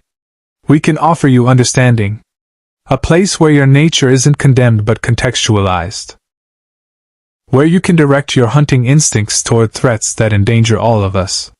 You're suggesting we recruited into Starfleet? Riker's tone was incredulous. Not Starfleet. Something else. Picard's mind was already forming the framework. A liaison position. An independent operative who assists in situations where conventional tactics fail. Where we need someone who thinks like a predator to hunt down predators. Captain Clag barked a harsh laugh. The Federation, creating a sanctioned hunter. Garon will find that amusing. The Empire has its own elite hunters, Worf noted. Those who track dangerous criminals across the quadrant. This is not so different. Except this hunter has technology we can barely comprehend, Clag countered. What's to stop it from using that technology against us? The Predator deactivated all its weapons systems. The plasma caster powered down. The wrist blades retracted. The smart disc folded into its harness. It stood before them, voluntarily vulnerable, making a statement that needed no translation. Trust must begin somewhere. Captain, we're receiving a priority transmission from Starfleet Command. The bridge officer's voice interrupted. Admiral Nechayev demands an immediate report on the situation. Picard exchanged glances with Clag and Worf. This is where it becomes complicated. I'll have to explain that we've essentially granted asylum to a creature that's wanted for multiple counts of homicide across 3-star nations. You could present it differently, Data suggested. You could explain that we've successfully negotiated a ceasefire with a technologically superior species that poses a significant threat to Federation security. From that perspective, preventing future hostilities is a diplomatic victory. Typical Starfleet, Clag muttered. Turn a warrior into a political asset. Would you prefer we treat it as an enemy? Picard asked pointedly. Because I assure you, Captain, that path leads to war. And based on what we've seen of Yautja technology, it's a war none of us would win. The Predator's wrist computer chirped. New data appeared, coordinates in deep space, far beyond Federation territory. It showed a structure, massive and ancient, drifting in the void between stars. What is that? Riker asked. Data enhanced the image. It appears to be a vessel of some kind. Configuration unknown. Energy readings are extraordinary. Captain, if this data is accurate, that structure is generating power levels comparable to a Class M star. The Predator clicked urgently, its body language conveying something none of them had seen before: concern. It's showing us a threat. Worf translated the gestures. Something that worries even a creature like this. The hologram zoomed in, revealing details of the structure's interior. And there, preserved in what looked like stasis chambers, were creatures. Dozens of species, all held in suspended animation. Some were recognizable. Others were utterly alien. A collection, Picard breathed. It's a menagerie. The Enterprise's main bridge hummed with tension as the senior staff processed what the Predator had revealed. On the view screen, the ancient structure hung in the void, a massive cylindrical vessel that defied conventional analysis, its surface covered in symbols that predated most known civilizations. Magnify section Delta 4, Picard commanded. The image zoomed in, revealing rows upon rows of containment pods. Each held a different species, frozen in time like insects preserved in amber. Geordi LaForge studied the readings with growing alarm. Captain, those pods are maintaining life functions across radically different physiologies. Whatever built this thing has mastered biology on a level that makes our own medical knowledge look primitive. How many species? Riker asked. Sensors are detecting at least 47 distinct genetic patterns. And that's just what we can scan from this distance. Geordi adjusted his visor. Sir, some of these readings match Federation databases. That pod in Section 12? That's definitely Andorian genetic material. And over here, Vulcan, Tellarite, even what looks like Klingon. Captain Clagg's face appeared on a split screen from his bird of prey. You're saying this vessel has been collecting our people? For how long, we don't know, Picard replied. Data, based on the decay rate of the structure's outer hull, can you estimate its age? Data's fingers flew across his console. Preliminary analysis suggests the vessel is at least 3,000 years old, possibly older. The construction materials are composed of an alloy I have never encountered, extremely dense, resistant to radiation decay, and apparently self-repairing at the molecular level. The Predator had been silent throughout this analysis, its biomask tracking the view screen with intense focus. Now it activated its wrist computer again, displaying a sequence that Data's translation matrix rendered into rough Federation standard. It says its people have encountered these collectors before, Data reported. The Yautja call them the Gatherers, species that accumulate specimens rather than hunt them. They view it as the ultimate dishonor. Taking without challenge. Claiming without earning. So even the hunters have something they hate. Worf observed quietly. The Predator clicked urgently, gesturing at the view screen. More data streamed from its computer. Battle reports, hunt records, warnings passed down through Yautja generations. The Gatherers appeared every few centuries, sweeping through regions of space, collecting representatives of every species they encountered. Some were taken alive. Others were preserved after death. All were catalogued and stored like library specimens. Where do they take them?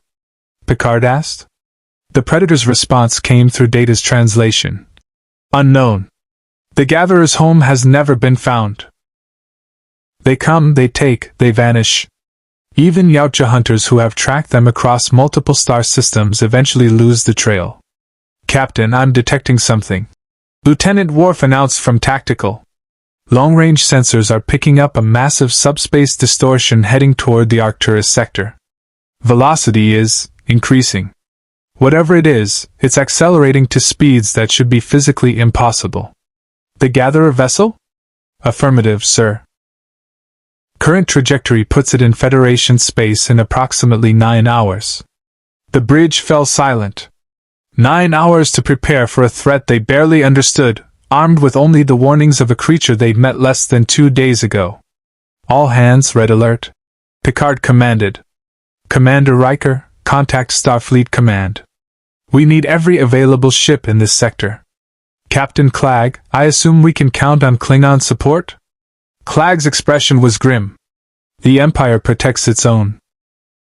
I'm transmitting emergency codes now. We'll have at least 6 warships within 5 hours. That may not be enough, Geordi said, still analyzing the Gatherer vessel's energy signature. Captain, the power readings from that thing are off the scale. It could probably shrug off photon torpedoes like we sweat away flies. The Predator moved to the tactical console, startling Worf but making no aggressive moves. It interfaced its wrist computer directly with Enterprise systems. Data had to rapidly adjust protocols to prevent automatic security lockouts. Captain, the creature is downloading tactical data, Data reported. Yautja combat records from previous Gatherer encounters. What?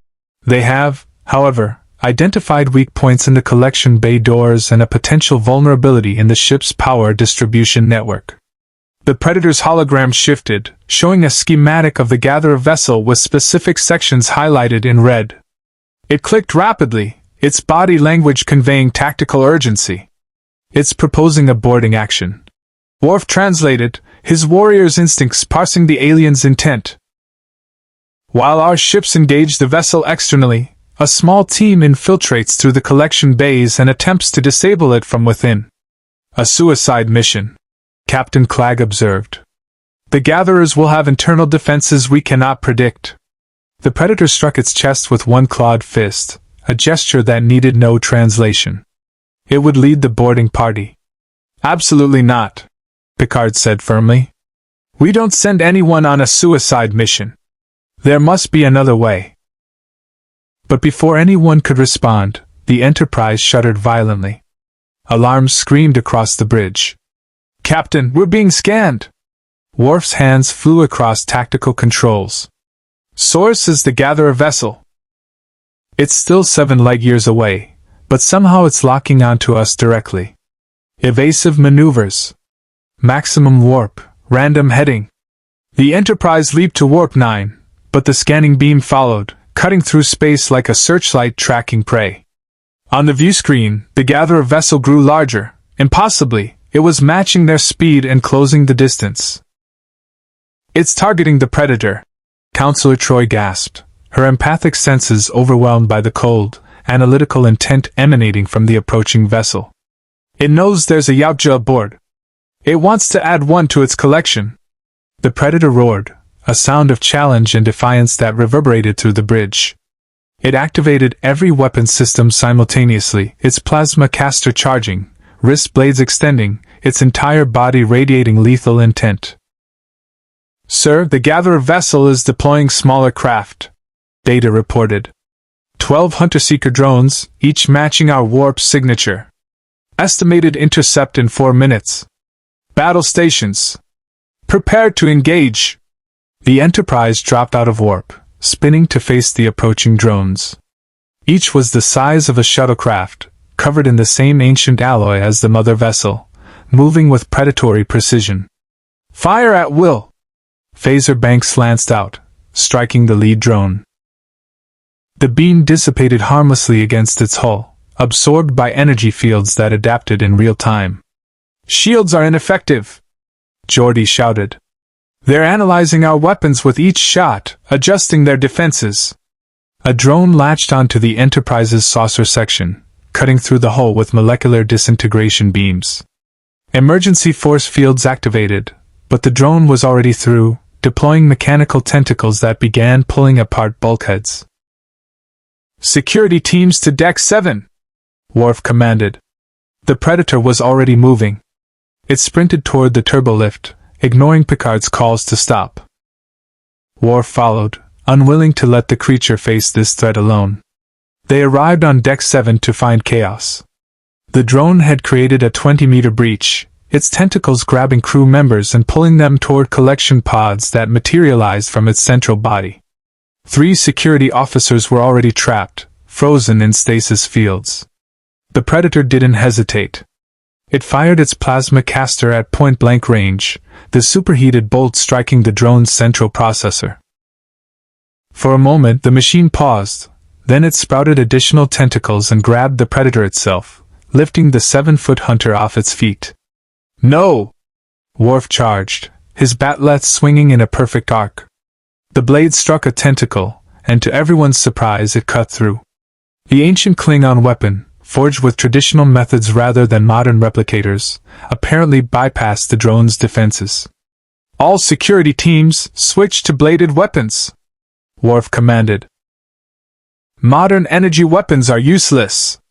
The Predator, still trapped, deployed its wrist blades and began systematically cutting through the tentacles holding it.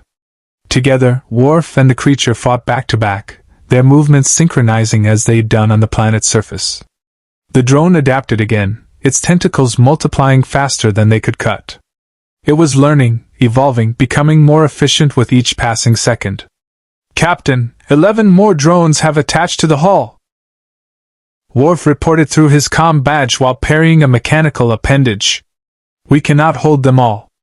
On the bridge, Picard made a decision that would haunt him for years.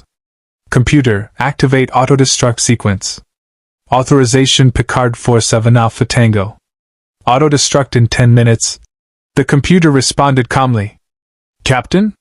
Riker's voice was stunned. "If those drones capture this ship, they'll have access to everything.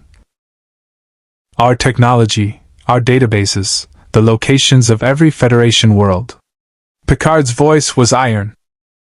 "We cannot allow that. Prepare to evacuate all personnel." The Predator heard this through its connection to Enterprise systems. It understood the implications immediately. It fought with renewed desperation, not for its own survival, but to prevent the humans from having to make such a sacrifice. With a final, berserker roar, it activated something on its wrist computer, something that made Data's tricorder scream warnings. The Predator's biomass display showed a countdown, and everyone who saw it understood. Self-destruct. Nuclear yield. Enough to vaporize the drones and leave the Enterprise intact. "No!" Worf grabbed the Predator's arm, forcing it to look at him. "You don't have to die. There's another way." The Predator's mandibles spread, not in threat, but in something that might have been gratitude. It clicked softly, the translation coming through broken but clear. "Worthy prey becomes worthy friend. Honor and sacrifice." But before it could activate the device, the Gatherer mother ship arrived. It materialized from faster-than-light travel directly beside the Enterprise, its massive bulk dwarfing even the Galaxy-class starship. Collection bays opened along its hull like hungry mouths. And from within came a transmission, the first communication the Gatherers had ever broadcast in recorded history. A single word, translated into every language simultaneously. Specimen located. Collection commencing. The Gatherer vessel's collection beam punched through the Enterprise's shields as if they didn't exist, bathing Deck 7 in sickly green light. The Predator struggled against the beam's pull, its claws tearing gouges in the deck plating, but the force was irresistible, designed to capture species far stronger than even a Yautja hunter. "Transporters, now!" Picard commanded. "Beam that creature to safety." "Can't get a lock, Captain." Chief O'Brien's voice was frantic. "The collection beam is disrupting our targeting scanners." Worf didn't think. He acted. He grabbed the Predator's harness with both hands, adding his Klingon strength to the creature's resistance. The beam intensified, trying to pull them both. "Lieutenant, let go!" Riker shouted. "That's an order. A warrior does not abandon an ally." Worf roared back. The Predator's biomask turned toward Worf. For a moment their eyes met.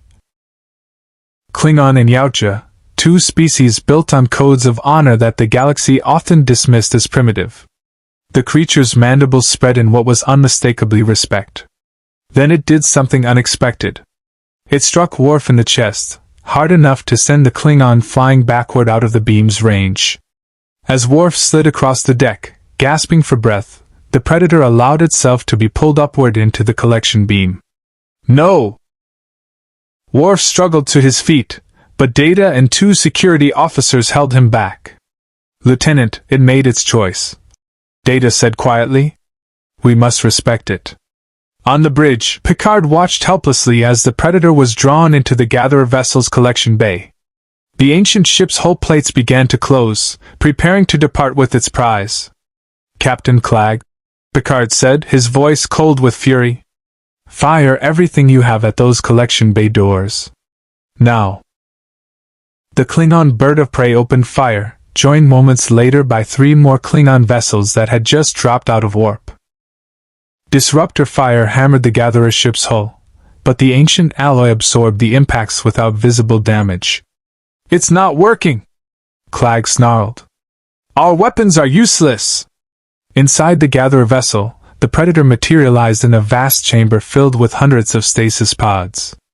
Each contained a different species, some still alive, others preserved specimens from civilizations long extinct. Mechanical arms extended from the ceiling, preparing to place the Predator in its own designated containment unit. The creature looked around the collection bay, calculating. Its entire life had been dedicated to hunting, to studying prey, to understanding weaknesses. These gatherers had made one critical mistake. They assumed their prize would submit peacefully. The Predator's wrist computer activated. Not the self-destruct, something else. A signal, broadcast on frequencies the gatherers had never encountered, designed to be picked up by one species in particular. On the Enterprise bridge, Data's console erupted with alerts. "Captain, I am receiving a transmission from inside the Gatherer vessel. It appears to be coordinates and structural data. The Predator is mapping the ship's interior in real time. It's still fighting," Geordi realized. "It's giving us intelligence." The data streamed across their screens. Power conduits, weapons arrays, propulsion systems, and most critically, the exact location of the ship's central processor. The Gatherer vessel wasn't alive, wasn't organic. It was ancient artificial intelligence, operating on protocols established millennia ago. "There!" Data highlighted a node deep within the vessel's core. "That appears to be the main control nexus. If we could somehow reach it." "We need to get inside," Riker finished. "And our transporters can't penetrate that hull." "The Yautjas can," Worf said, realization dawning. He turned to Picard. "Captain, the Predator's scout ship is still in our shuttle bay. Its transporter technology is decades ahead of ours. If we can modify it to lock onto the Predator's signal, we could beam a team directly to its location." Picard completed. "Mr. Worf, you have 5 minutes. Make it work." Worf sprinted to the shuttle bay with Data and Geordi close behind. The Predator's scout ship sat where they'd left it, its systems still active, almost as if it had been waiting for this moment. "The interface is completely alien," Geordi said, studying the controls with his visor. "I can't even figure out which panel operates what function."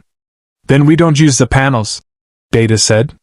He pulled an isolinear chip from his uniform and jammed it directly into the ship's computer core.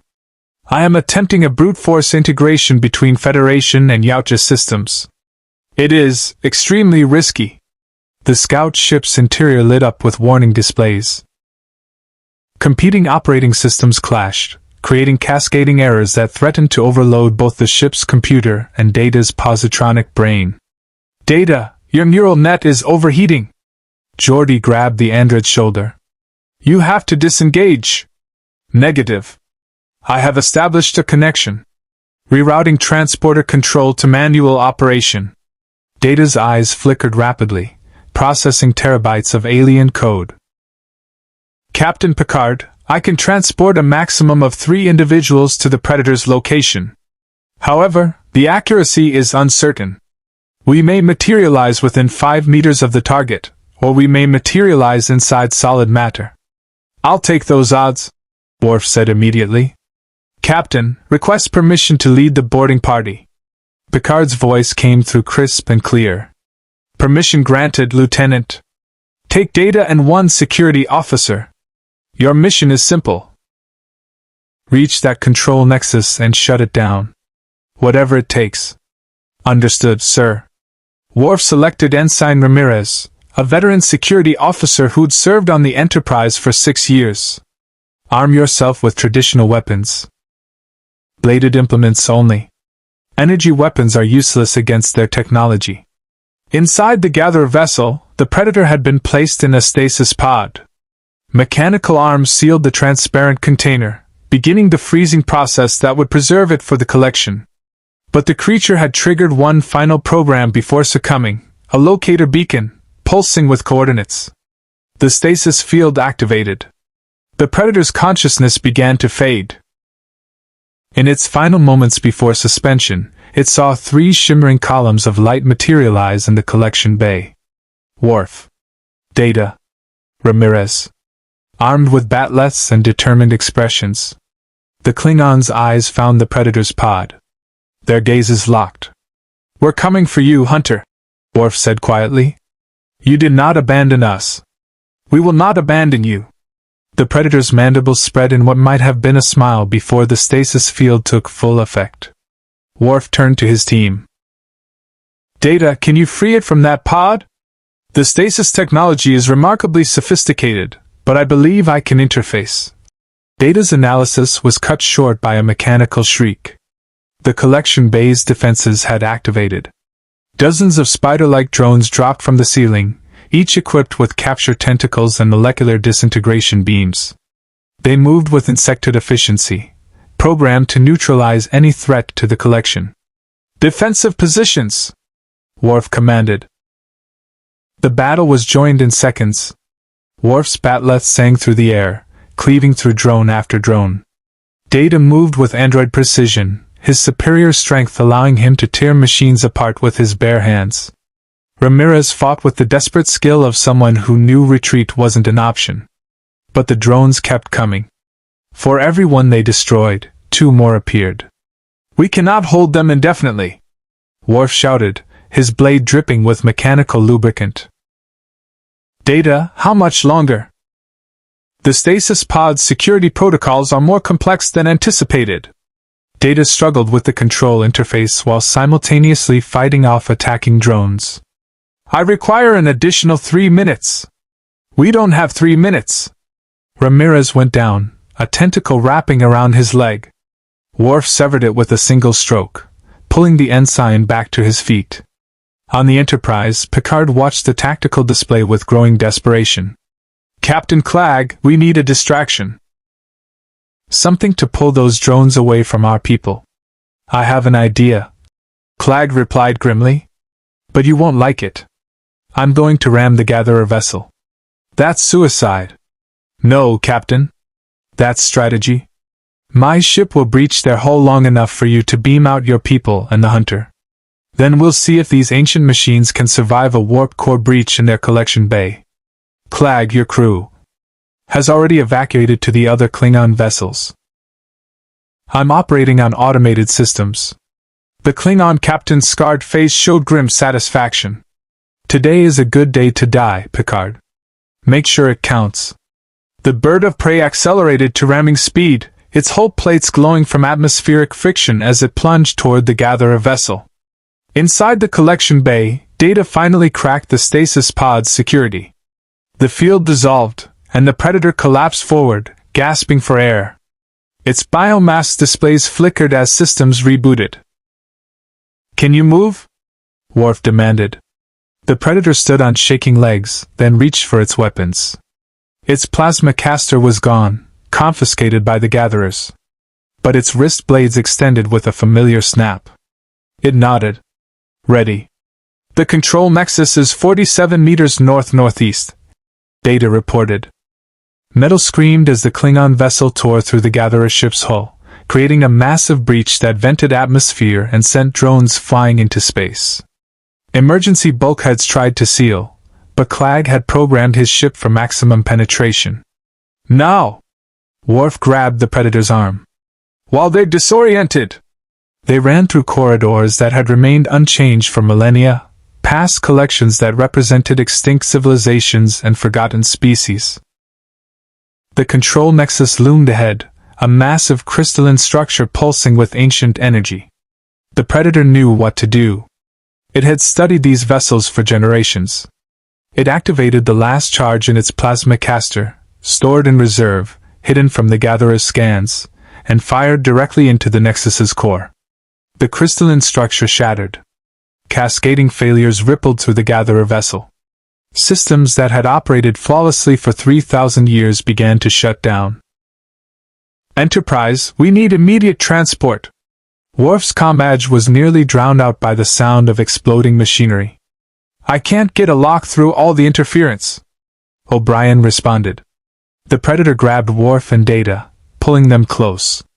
It activated its personal cloaking device at maximum power, creating a localized distortion field that cut through the electromagnetic chaos. "I have them!" O'Brien's voice was triumphant. "Energizing!" They materialized on the Enterprise's transporter pad just as Clagg's bird of prey exploded. The warp core breach tore through the Gatherer vessel's collection bay, destroying centuries of accumulated specimens in a blaze of antimatter fire.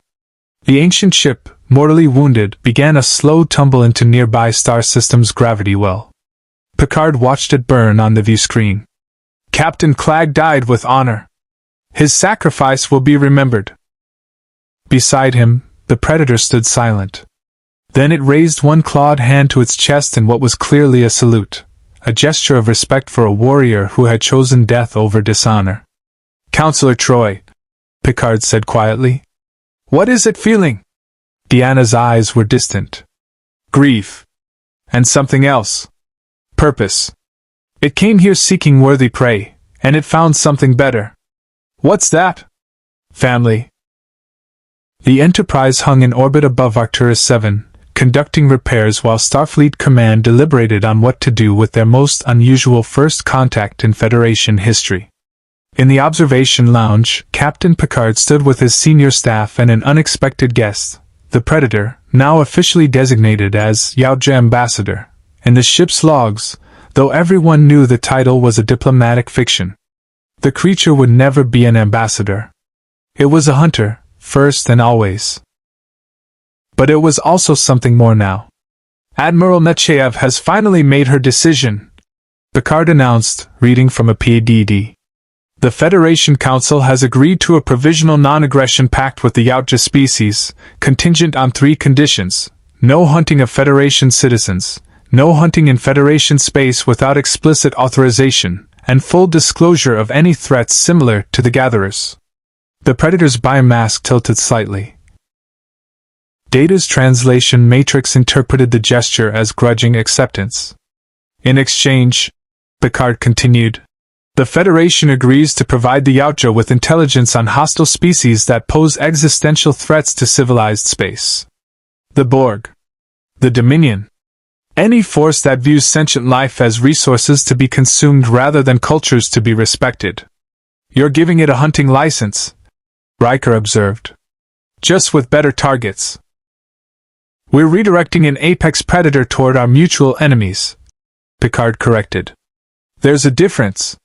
The Predator hunts for honor and challenge. The Borg assimilate for perfection. The Gatherers collect for obsession. Better the hunter we understand than the monsters we don't." Worf stood beside the Predator, and in the weeks since their battle, an unlikely bond had formed. 2 warriors from species that value combat prowess above all else, finding respect in shared struggle. "The Klingon High Council has also extended an offer," Worf said. "They propose that the Yautja be granted the status of honored external house. It would allow Predator hunters to participate in certain Klingon trials of combat, under controlled conditions." The Predator's mandibles spread, amusement and interest combined. "Captain Clagg's sacrifice has resonated deeply with the Empire," Worf continued. "His willingness to die protecting an alien warrior has been celebrated in songs across QNOS. The Council believes that formal ties with the Yautja could strengthen both cultures." "And the Romulans?" Geordi asked. "Tomalak isn't just going to forget about that advanced technology. Commander Tomalak has been reassigned," Picard said with evident satisfaction. "His unauthorized attempt to capture the Predator violated several treaties. The Romulan Senate has issued a formal apology and agreed to respect Yautja's sovereignty. Whether they'll actually honor that agreement remains to be seen." Data's console chimed. Captain, I am receiving a transmission from deep space. Source is a Yautja mothership. They are requesting permission to approach. The view screen activated, showing a massive vessel that made the scout ship look like a child's toy. Its hull was covered in trophy markers and battle scars from 1,000 different worlds. On the screen appeared a predator unlike any they'd seen, older, larger, its armor bearing symbols that suggested high rank. It spoke in clicks and growls that Data's translation matrix rendered into text. I am Elder Dechand of Clan Jaghut. We have monitored this warrior's actions. The hunt was successful. The warrior proved worthy. We come to retrieve. The predator beside Picard stiffened. Its body language conveyed something between pride and uncertainty. Elder Dechand. Picard responded carefully. Your warrior has indeed proven worthy. They fought with honor, formed alliances, and helped prevent a catastrophic threat to this sector. However, we have also established a diplomatic framework that could benefit both our peoples. Would you be willing to discuss terms? The elder was silent for a long moment. Then, warriors hunt. Elders negotiate. You wish to speak of alliance? I wish to speak of mutual respect. Your people value the hunt. My people value exploration. Perhaps there are ways our goals can align without conflict. The human speaks wisdom. We will discuss. But first, the elder's attention shifted to the predator standing beside Worf. Young hunter, you were lost. You adapted. You claimed no trophies from your final battles. Explain. The predator activated its wrist computer, transmitting data to the mothership. Images appeared on the view screen, the fight with Worf, the rescue of Klingon warriors, the battle against the Gatherer drones, Captain Clagg's sacrifice. You chose allies over trophies. You valued warriors alive over warriors claimed. This is unusual. The predator clicked its response. Data translated. Some prey becomes more valuable as companions than as kills. This one has learned the difference. The elder's mandibles spread in what might have been approval or skepticism. We shall discuss this philosophy. But know this, young hunter, you have brought honor to your clan. The hunt was successful, even if unconventional. The transmission ended. The mothership maintained position, waiting for its warrior's decision. Picard turned to the predator. You have a choice. Return to your people and resume your life as a hunter. Or remain here as a liaison, helping us understand threats like the Gatherers while pursuing the challenges you seek. Either choice is honorable. The predator looked at Worf. Then at Data. At Picard. At the crew that had fought beside it, rescued it, and earned its respect through action rather than words. It raised its wrist computer and transmitted coordinates, not back to the mothership, but deeper into Federation space. To regions where the Borg had been sighted. Where Dominion scout ships had vanished. Where threats lurked that would test even a Yautja hunter. I hunt with allies now. It transmitted to the elder. I will return when the greatest prey has been claimed. There was a long pause. Then, so be it. Hunt well, young warrior. Bring honor to the clan. The mothership cloaked and vanished, leaving the predator standing in the observation lounge of a Federation starship, an alien among allies. Well then, Picard said with a slight smile. It appears we have a new crew member. At least temporarily.